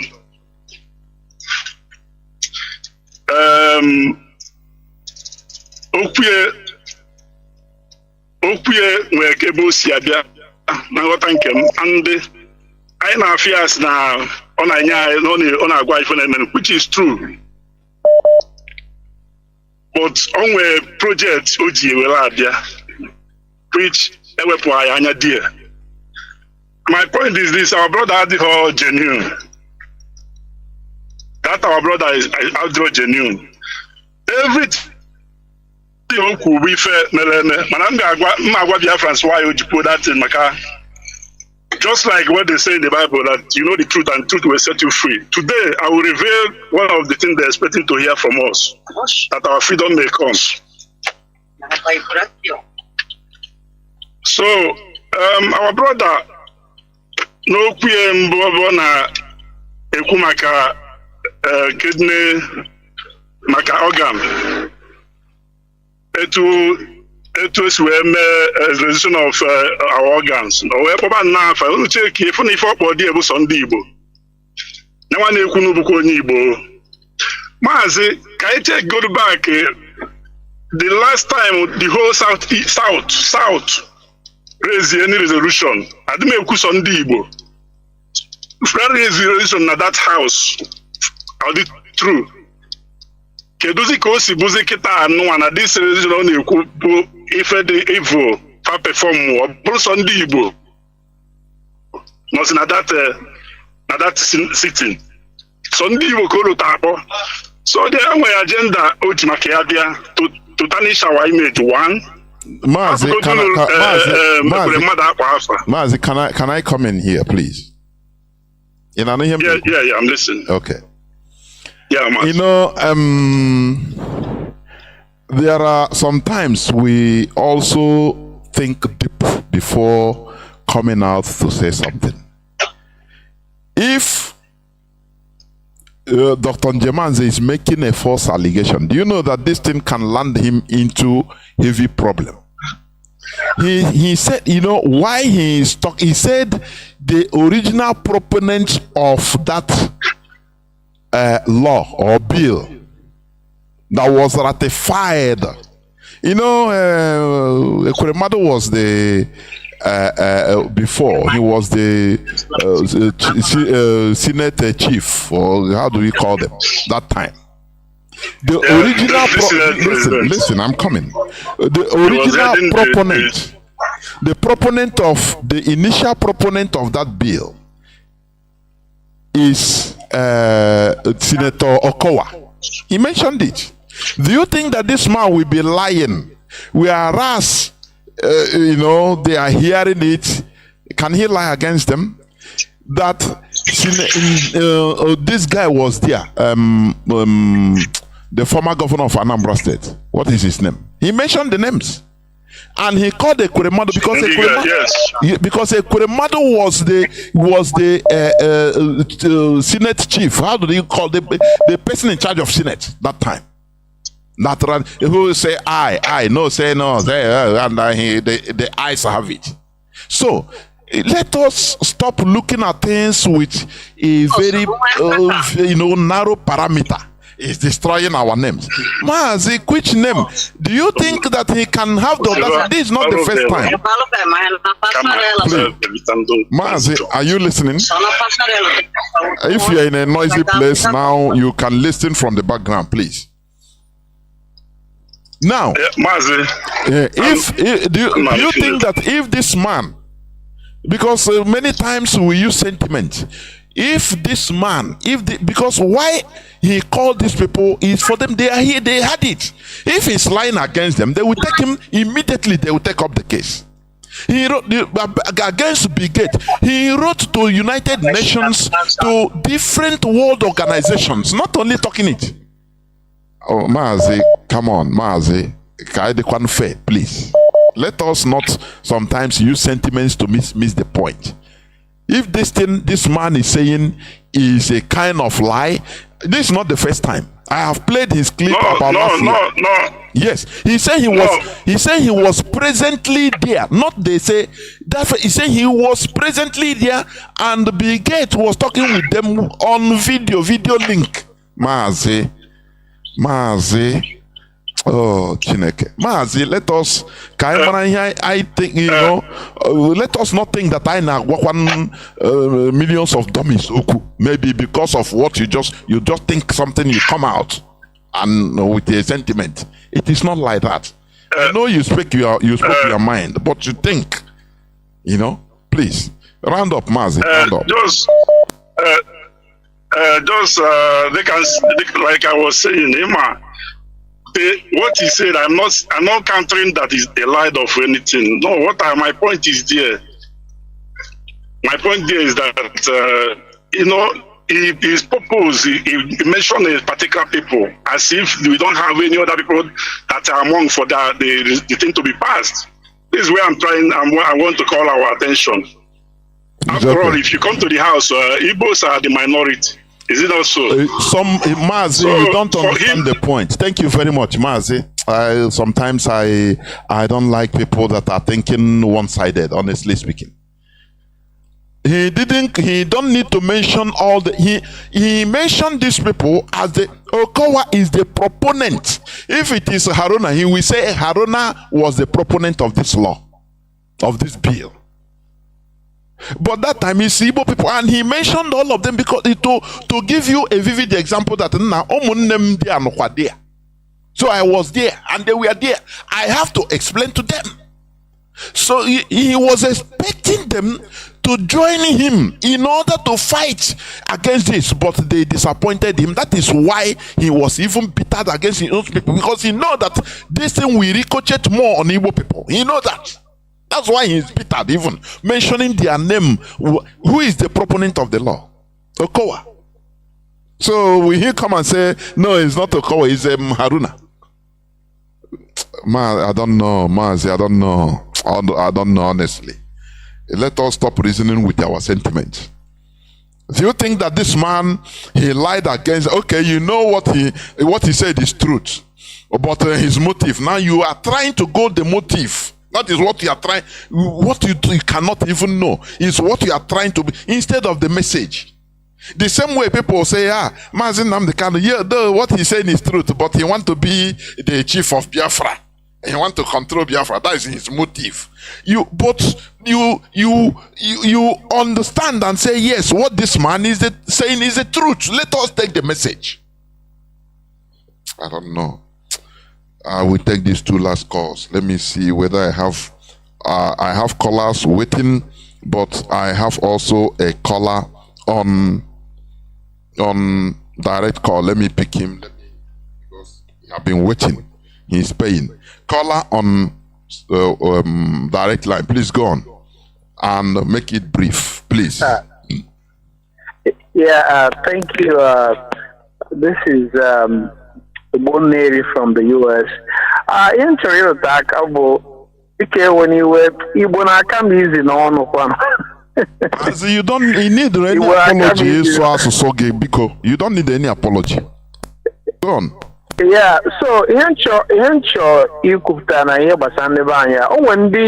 because I've heard some comments some second as Nana the primitive you were go out comment but all the way our people reason, we lack sophistication in reasoning. Only the reasoning here you have to weigh in ideas. Make you offer something.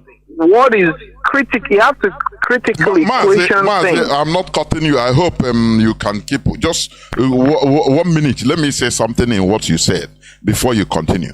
People that and then I say that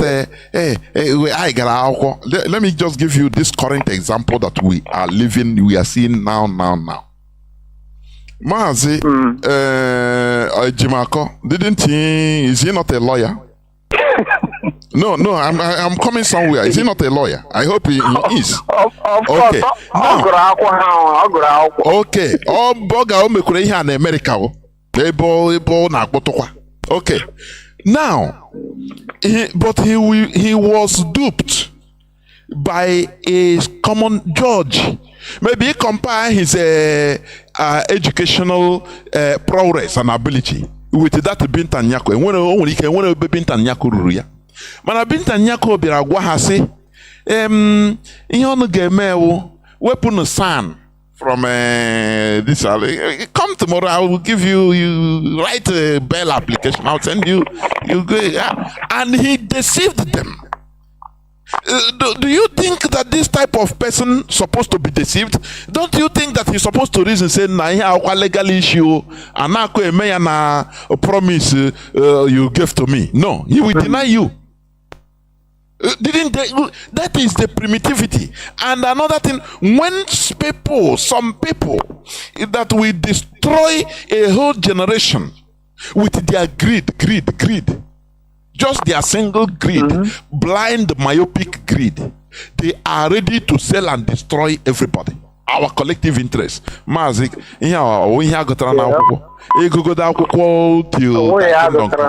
are you not primitive? Mazi, go on, please. Yeah, all sophistication. Because, for example, now in IPOB, this is exactly why I stopped attending all this Igbo Union thing, because sometimes a pro that somebody will what president, now they win president. Now they forget that an institution is a legal independent entity. IPOB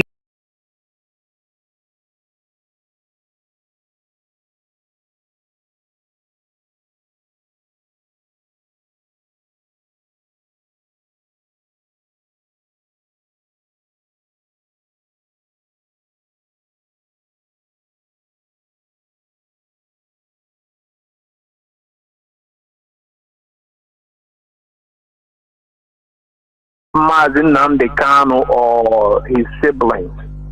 And that is where principle comes in. There's a principle that guides us. Here I guide down, bro, how Nnamdi Kanu siblings, whatever they like or don't like. And we have to be disciplined. Discipline more, not in our leadership. If leadership says this, we will follow. If you don't like what leadership says, then exit the institution. Because I was, arguing with a lot of so-called autopilots in Ebano. Our leader say you should go and listen. Our leader say anyhow you get Biafra. And say whatever our leader say, I have my own brain. I can weigh things. I can reason. I can critically think. I didn't come to listen to Mazi Nnamdi Kanu because he said. I was weighing what he was saying. I was weighing my former experiences. Ntulenka. Okay. Is it the same thing? Different too. And he has proven all of us right that he's different. That's why we're following him. Oh, potentially say, and you jump into the fire because no Biafra and Yehwe. Because we are following a certain principle. We are critically thinking. And that's what makes us sophisticated people and not primitive people. And you also need to so in that aspect, I'm saying that I'm glad that DOS has taken the proper step. Since the siblings of iniquity have soiled their hands with criminality, we have to dissociate ourselves completely from them, and our leader has to understand that. Mazi Nnamdi Kanu, we have a lot of questions for him. We're grateful that he sacrificed his parents. Unfortunately, he has more to sacrifice, which is his siblings.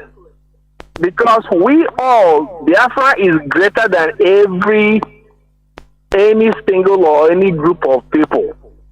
I'm sorry, we have to just, nothing can derail this movement because Okwofo Barahana Aba, Kandi Ahebu Nemene na Aba, Ndi Eburu na Aba na Onitsha, Ikwocha, Agakenka ya go happy ibia.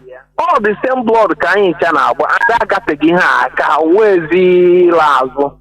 Obuna and the aqua mother say, okay, I can check you go to button. There's no two ways about it. So, we all ego, I presume, no ego IPO because you made this legal case.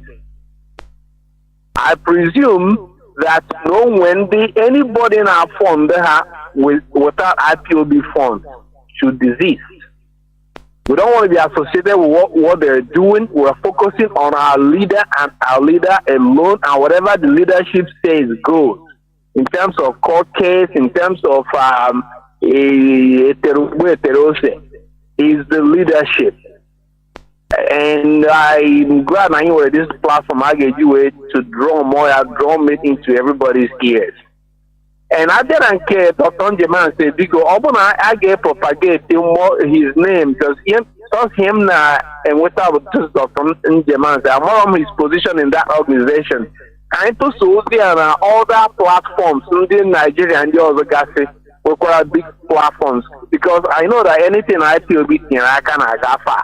And people showing here a lot of other Nigerians are they don't know.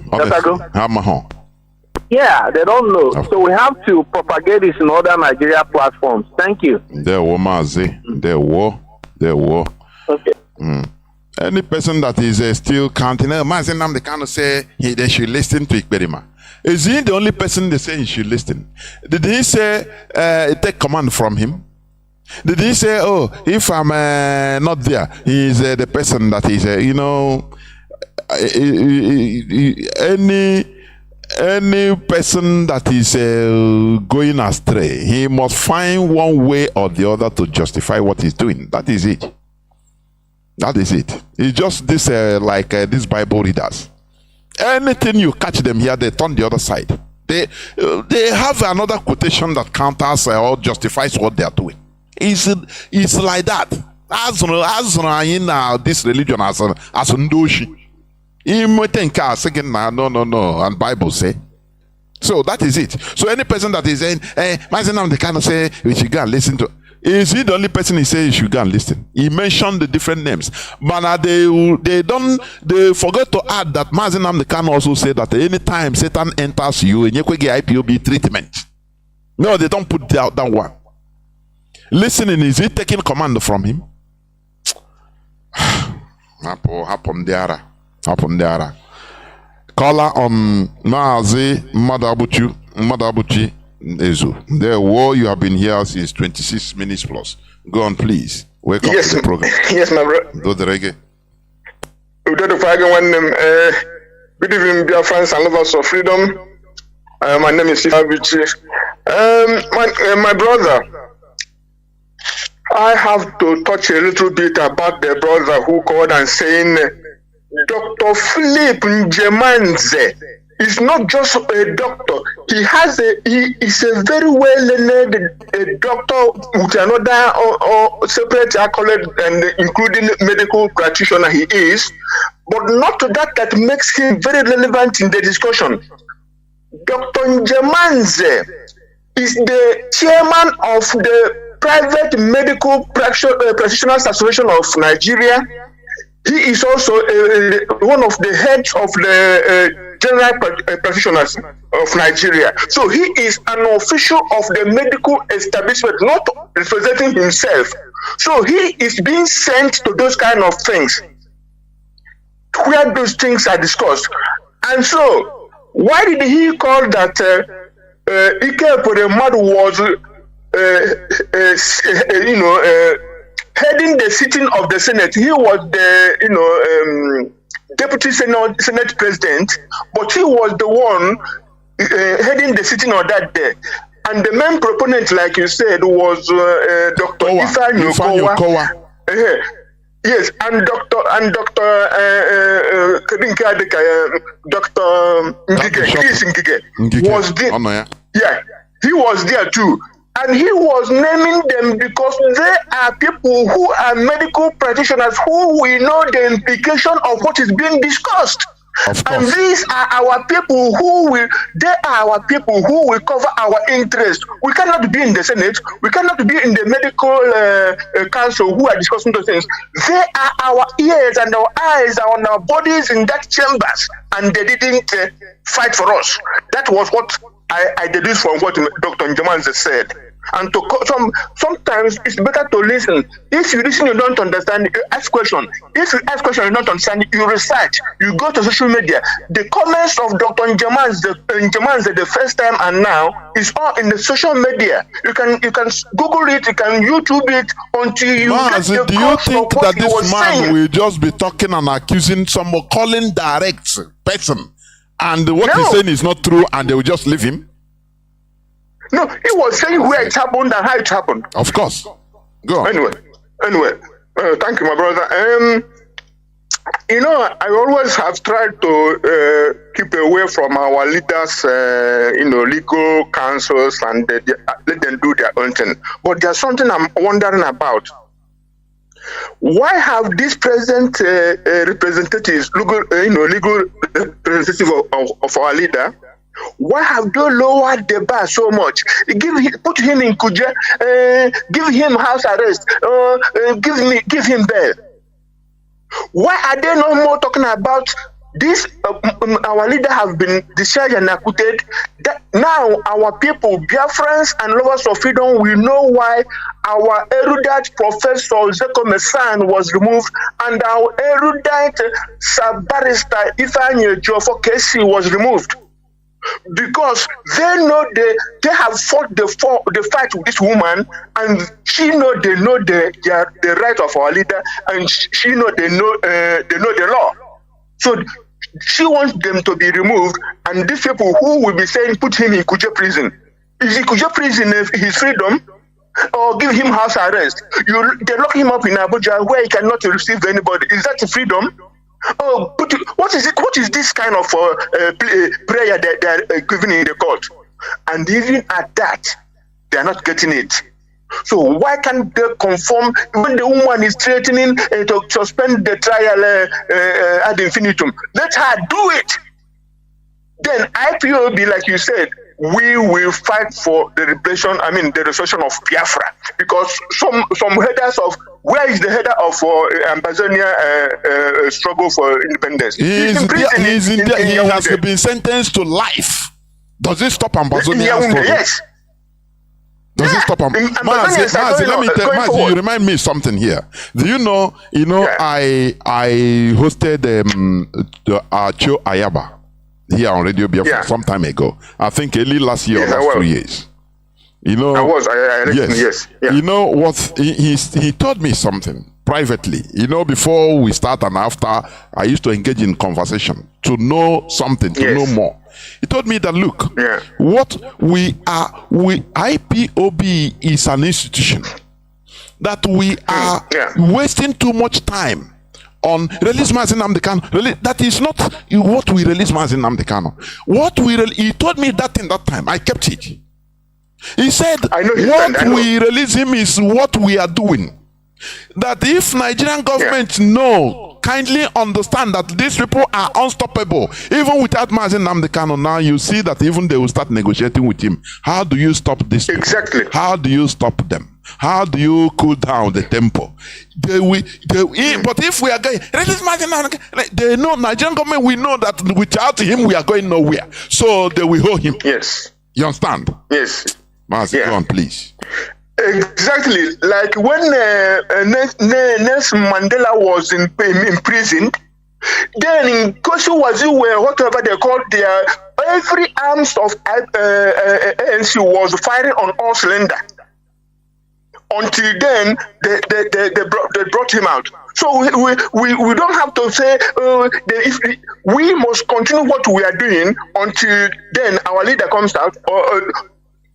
Anyway, what I'm saying here is that what you said now, my brother, is very cogent.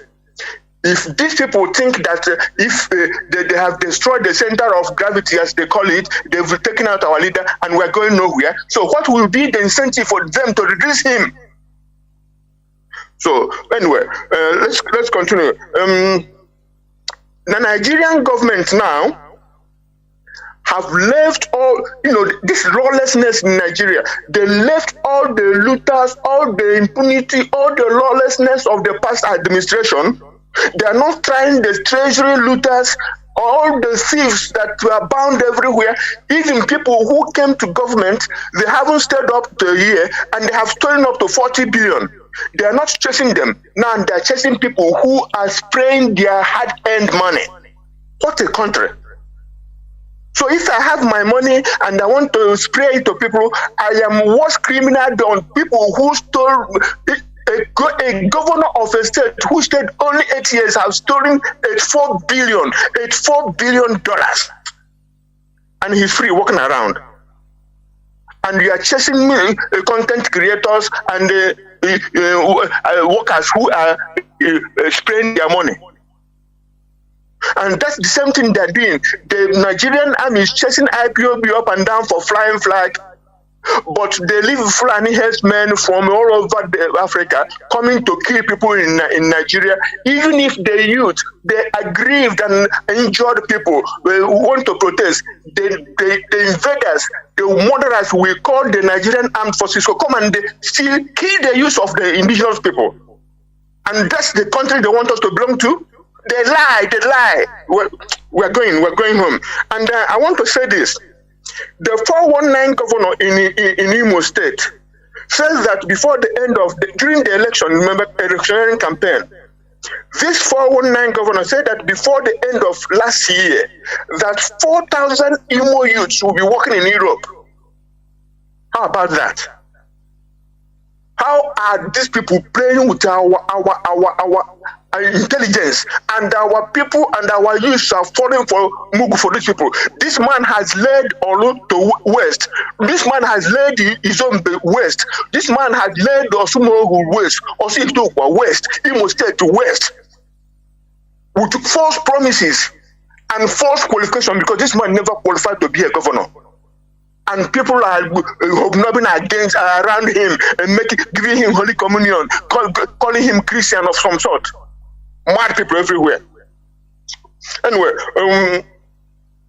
what I want to say is that our people, please, pretty please, every Biafran listening to us and who will hear our broadcast, this broadcast tomorrow or whenever, support IPOB, join IPOB, support IPOB. Support the Directorate of State. These are the administrators of IPOB, and you see that our leader is very smart. He knows that what happened to him may come. That's why he said what the DOS says goes, because he knows that they are capable of administering the movement, even if he's not around. And why you are supporting the DOS, support the Eastern Security Network for the restoration of our and security of our beloved motherland, Biafra. My brother, I have to leave it here. God bless Biafra. Thank you. Good night. There were, Mazi. There were. Thank you very much. We must continue. I have a caller. You'll be the last caller. Holding on 22 minutes now. Mazi Chiku, you are the last caller. Mazi, please go on. Mazi Chiku, welcome to the program. Please go on. Make it as brief as you could. There were. In a name. Okay. My name is Chukwu Emmanuel, and I'm speaking from our location. I greet you, Jonathan, once again, as always. I greet my leader and our leader, Mazi, Nnamdi Kanu, the man who set up this platform to expose so many evil that was leading under the roof of heaven. I greet him once again. Yes, I want to start for somebody that called and mentioned about Dr. Njemanze, that is calling Igbo people, somebody like Ifeanyi Okowa, Ngige, and Ike Kweremadu, try to twist something regarding that man that take a high risk by opening this hidden agenda. This man said so many things. This man said that all the government hospital has been sold to Bill Gates. And they were about to bought the Christian hospitals. He said many things. This man take the highest risk of all to open this secret. And somebody who's supposed to understand the risk and the effort the man made by opening his mouth, writing letters to even to Chinedu and everywhere in so many places, and somebody can come and try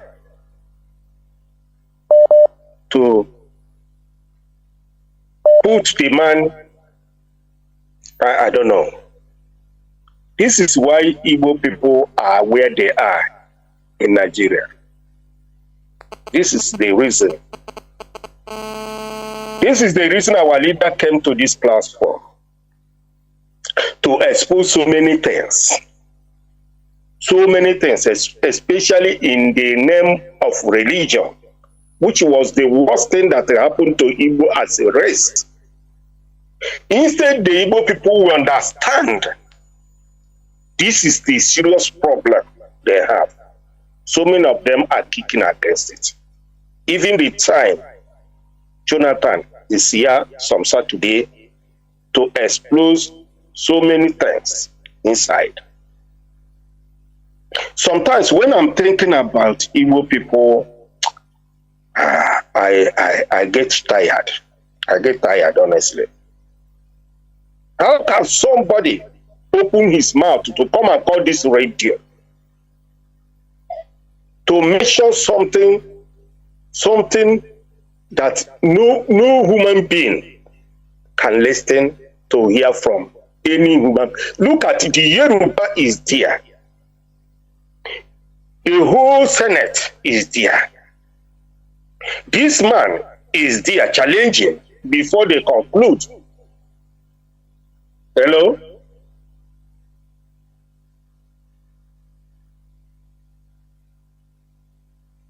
So, how can this man who stand say he is inside, he discuss and debate, and finally he came out and tried to work towards this evil that is coming to Nigeria, that the whole government hospital has been sold.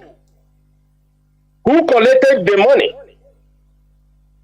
What are you going to do with the money? Nigeria, backward country. There was some time ago, there was a news that 7,200 pennies of human being killed in Nigeria was sold, shipped to China. And that information came out. Those people are human beings like you. And they are from Nigeria. And nobody follow it up. Nigeria is the place where you can see religion. Christianity is everywhere in Nigeria. Igbo people are at the head of this religion. Muslim religion is in Nigeria. Fulani are the head. And some Hausas and the West. And the people are killing in Nigeria. Their past are seeking abroad. And many of them are still waiting to go to heaven. What a shame. What a shame of a place you call Nigeria. Thank God, some people have talked before I'm saying what I'm saying now, based on that very person.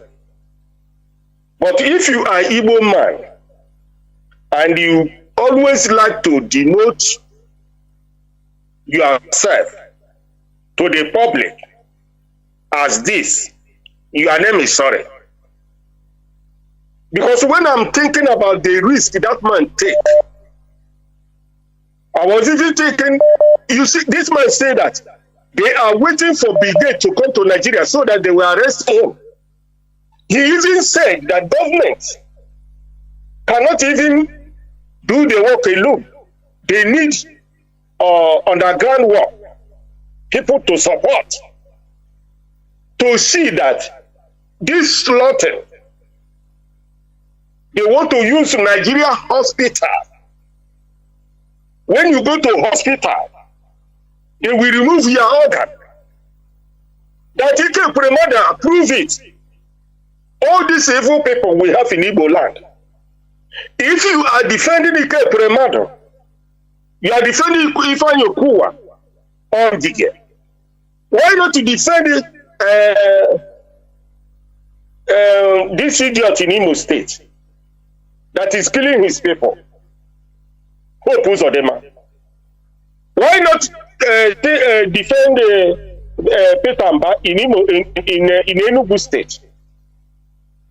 When you defend all these evil people that say they are politicians in Igbo land today, can you see such people in the north?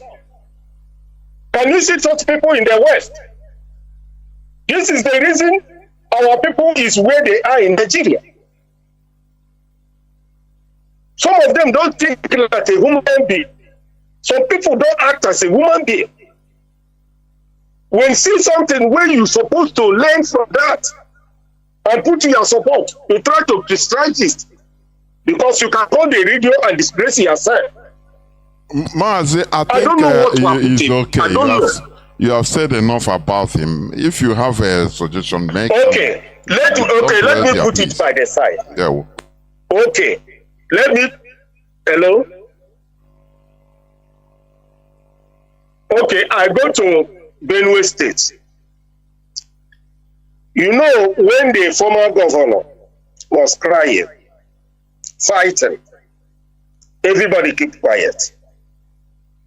Mr. Governor Otto, the Fulani work very hard to remove him and fix somebody. They say he's a reverend father. Today, see what is happening in Benue State. If people understand what Britain have in Nigeria, if you know what Britain and white people has in Nigeria, if you are a regular listening to this radio through our leader and understanding the whole thing that our leader is saying, if you know this thing you call religion, Christianity and Muslim, it was made to enslave human beings on earth. And it had gone so deep in Nigeria, mostly in the Christian way of Nigeria, Igbo people. If you go to the West, you cannot gauge how many percent of Yoruba is Christian.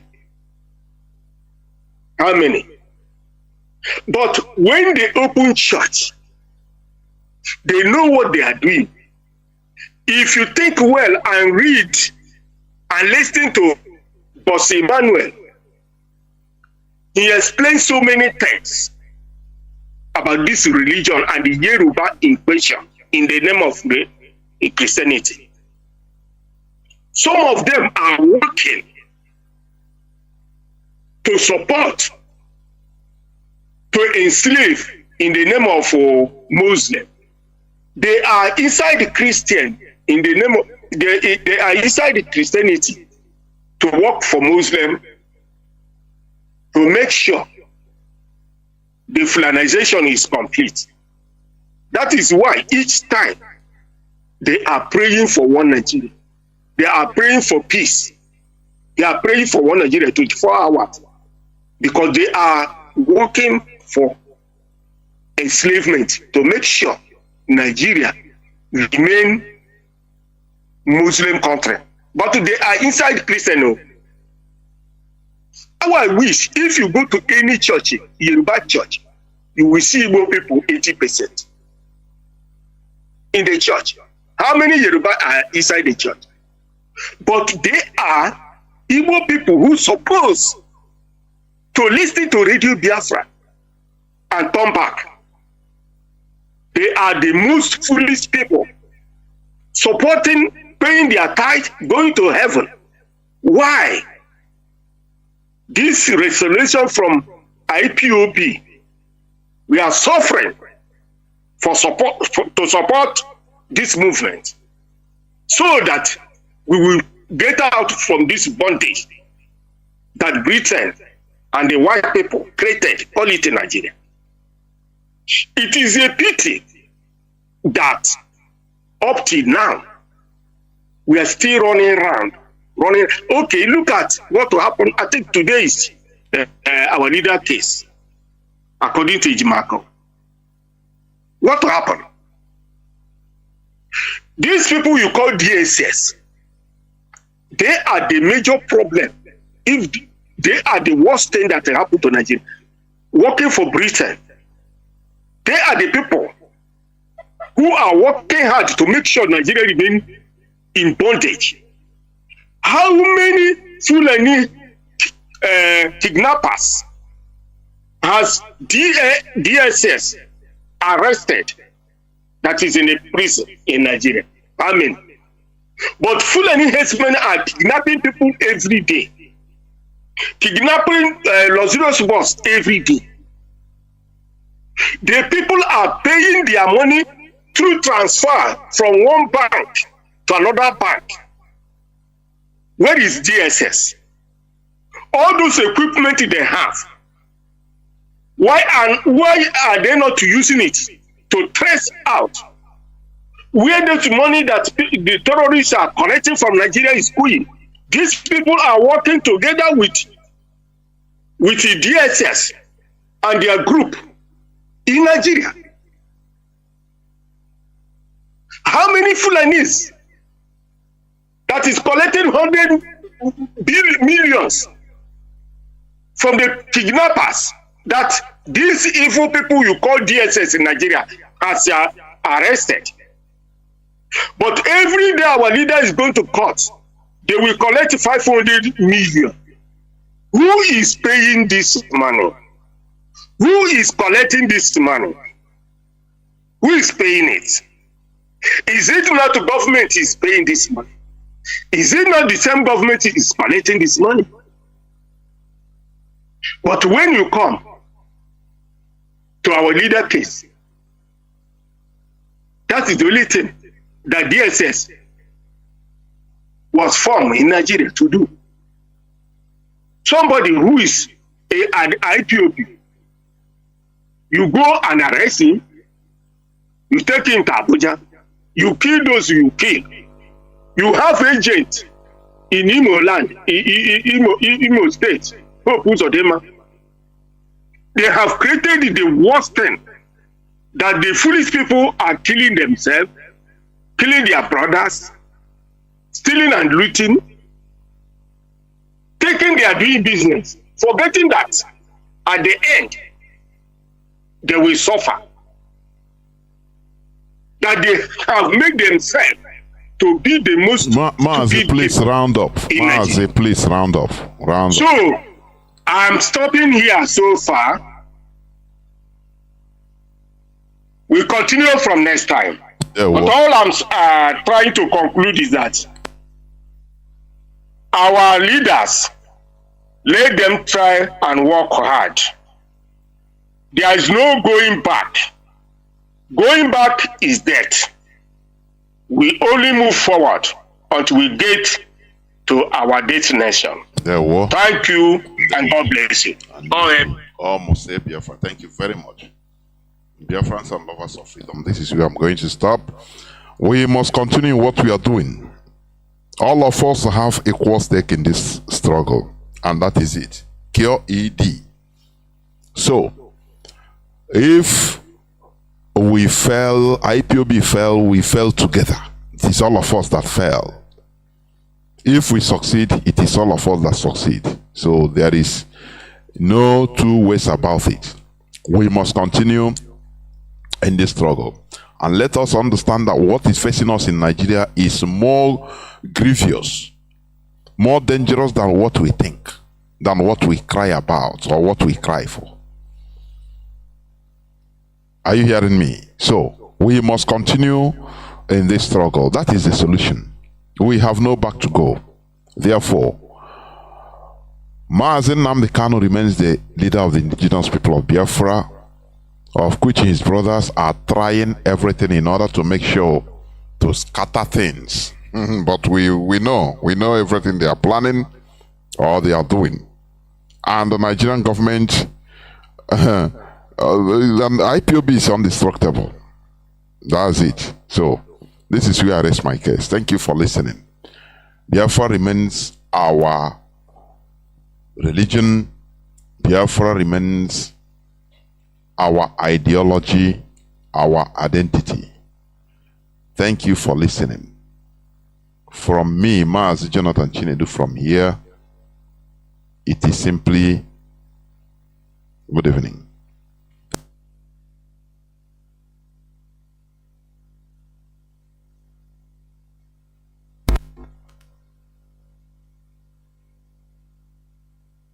women 2 to 3 years later they will die. Okay. They will die of liver failure, kidney failure, infections, some other complications. So we know that that's going to happen. So we're not going to do that. And when he called us, and I must say, I was physically present when Bill Gates called us through the General Electric, who he awarded the contract to build 260 hospitals in Nigeria, so that it will be at these his hospitals they will be harvesting these organs and harvesting these eggs. So he will now take us out of the health sector. He invited the leaders in the private health sector and said, okay, look, I'm ready to offer you money to leave the healthcare sector. We told him before the executives of GE that he is mad and insane to demand such a thing. To leave medical practice. Then we should leave medical practice, and then he will pay us, no matter the amount of dollars we ask for. So we said, you are mad. We are not going to do that, and to hell with you. Is that really? We told him off before the executives of, I was personally present.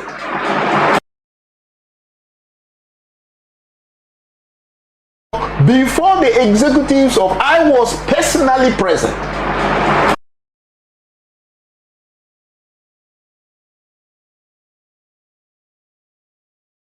They need him to undergo comprehensive medical examination.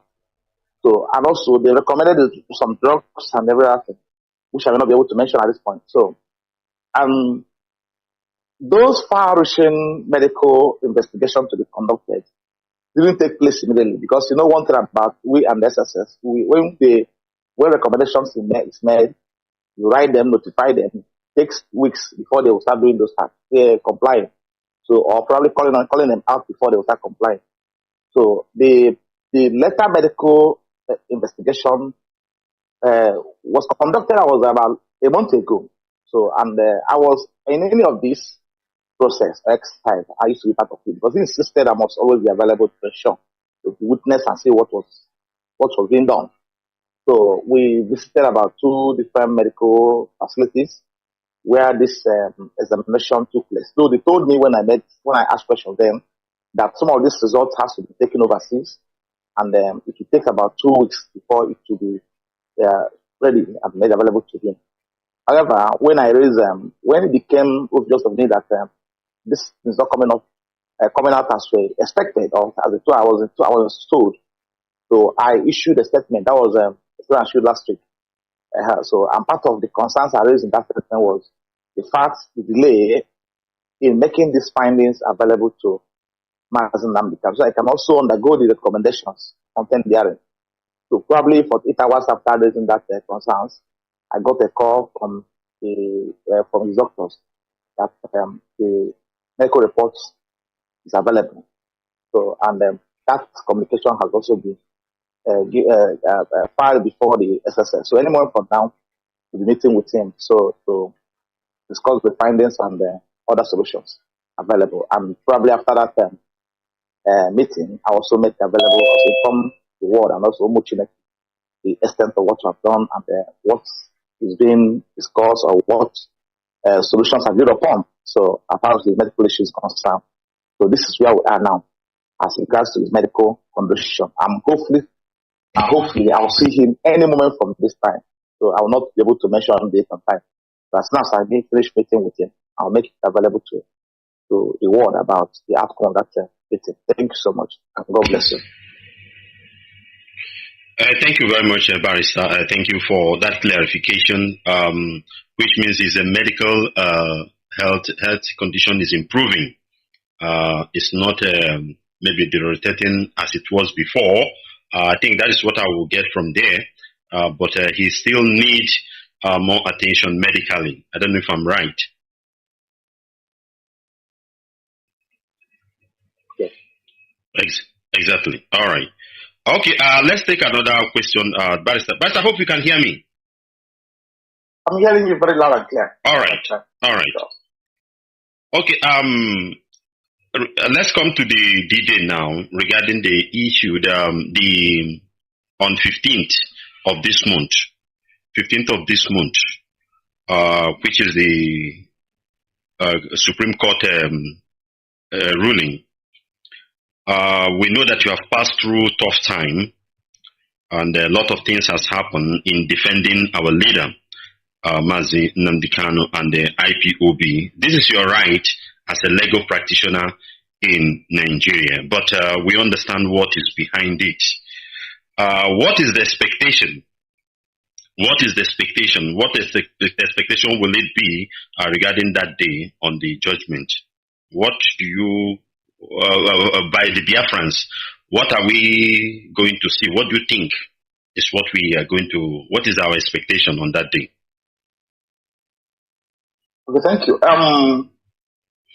It's very unfortunate that we operate a system where people are asking questions of this nation. We operate a system where people are begging an arm of government to respect court orders and also to do the needful.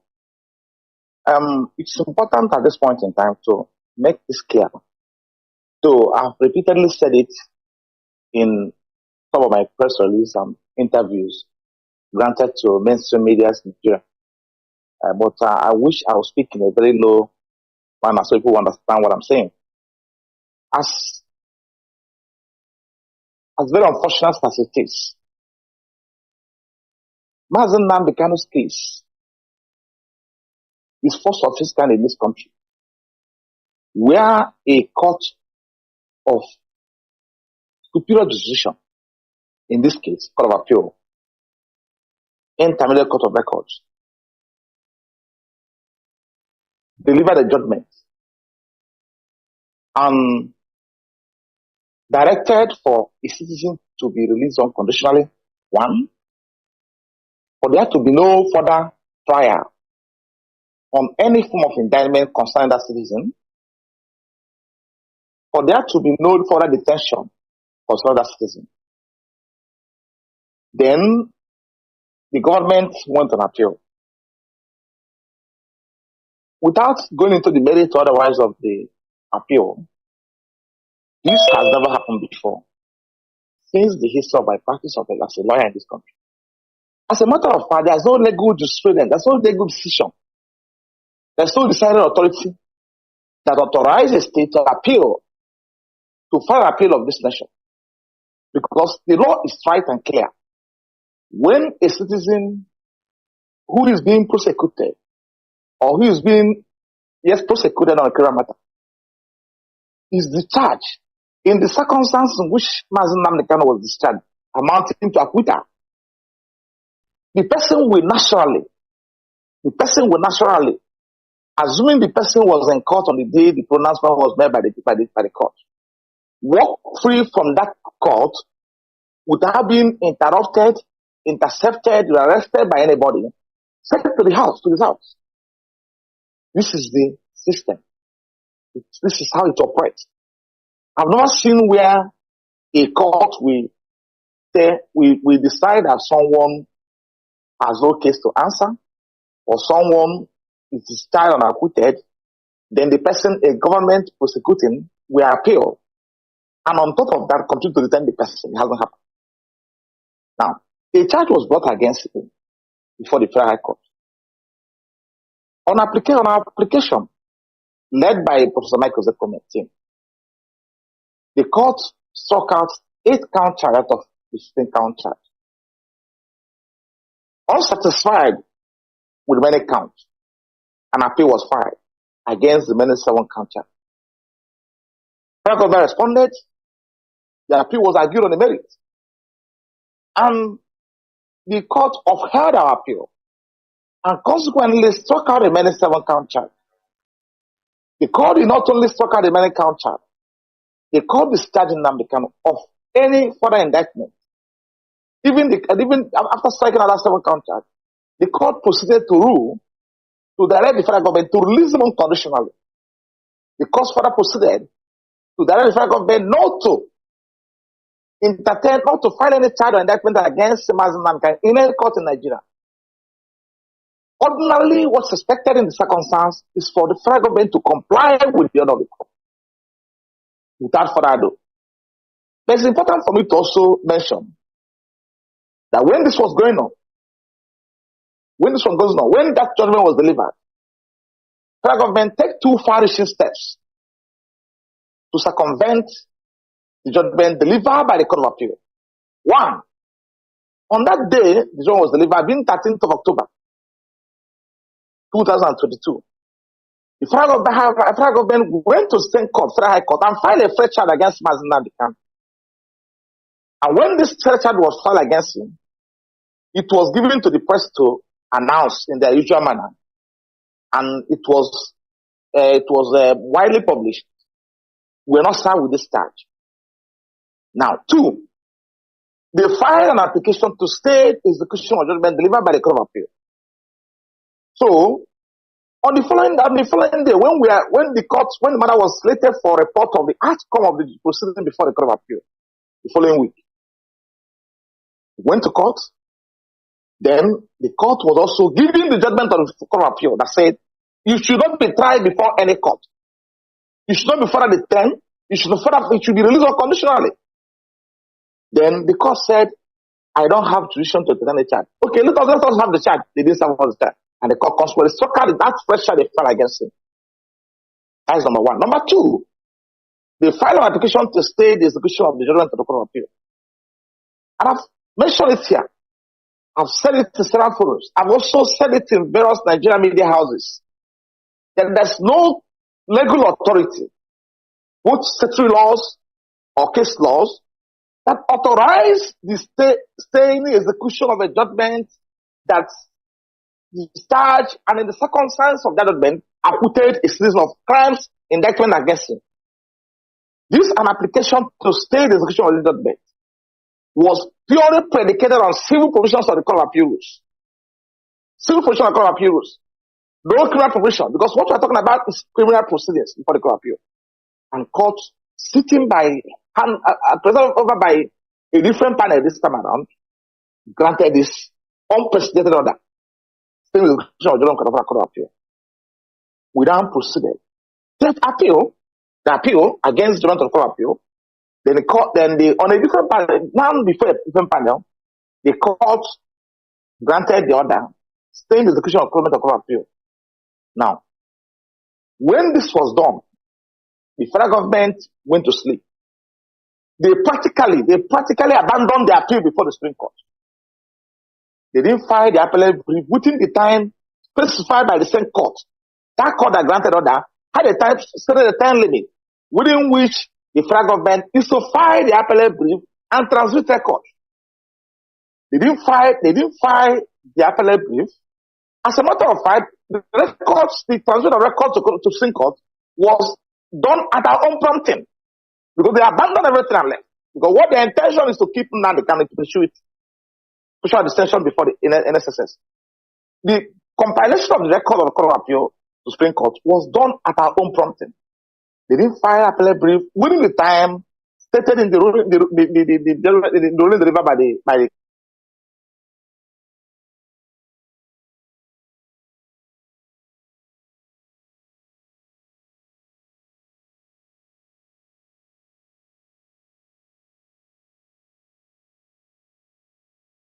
certified true copy. In fact, as a matter of fact, as sounds today before judgment being coming up next week, the government didn't serve us the appellate brief the first part. They didn't serve us that process because we got it via an application for certified true copy to the Minister of the Supreme Court before we were able to be given a copy of what they filed. And we responded. All this we articulated in before the Supreme Court, and was exhaustively argued by Professor Michael Sekome during the address. So, when the matter came up for hearing, we have a lot of applications, so many applications before the Supreme Court. One for transfer to a correctional center pending determination of the appeal. 2, bail. 3, for medical, for doctors just to see him. So this application, in line with the extant rules of the court and practice, we are all disposed of. Then, and also an application for extension of time to file their appellate, which they file out of time, and also an application to regularize what they file. So on that day, they also came up with another application, which was served on us a day before the date set for the hearing. What's this application about? application to amend their grounds of appeal and also to deem the grounds of appeal amended as properly filed and stamped. When we look at this application before the court, let us take Michael Zekum also. After we put our heads together, we understand that the essence of what they're doing is to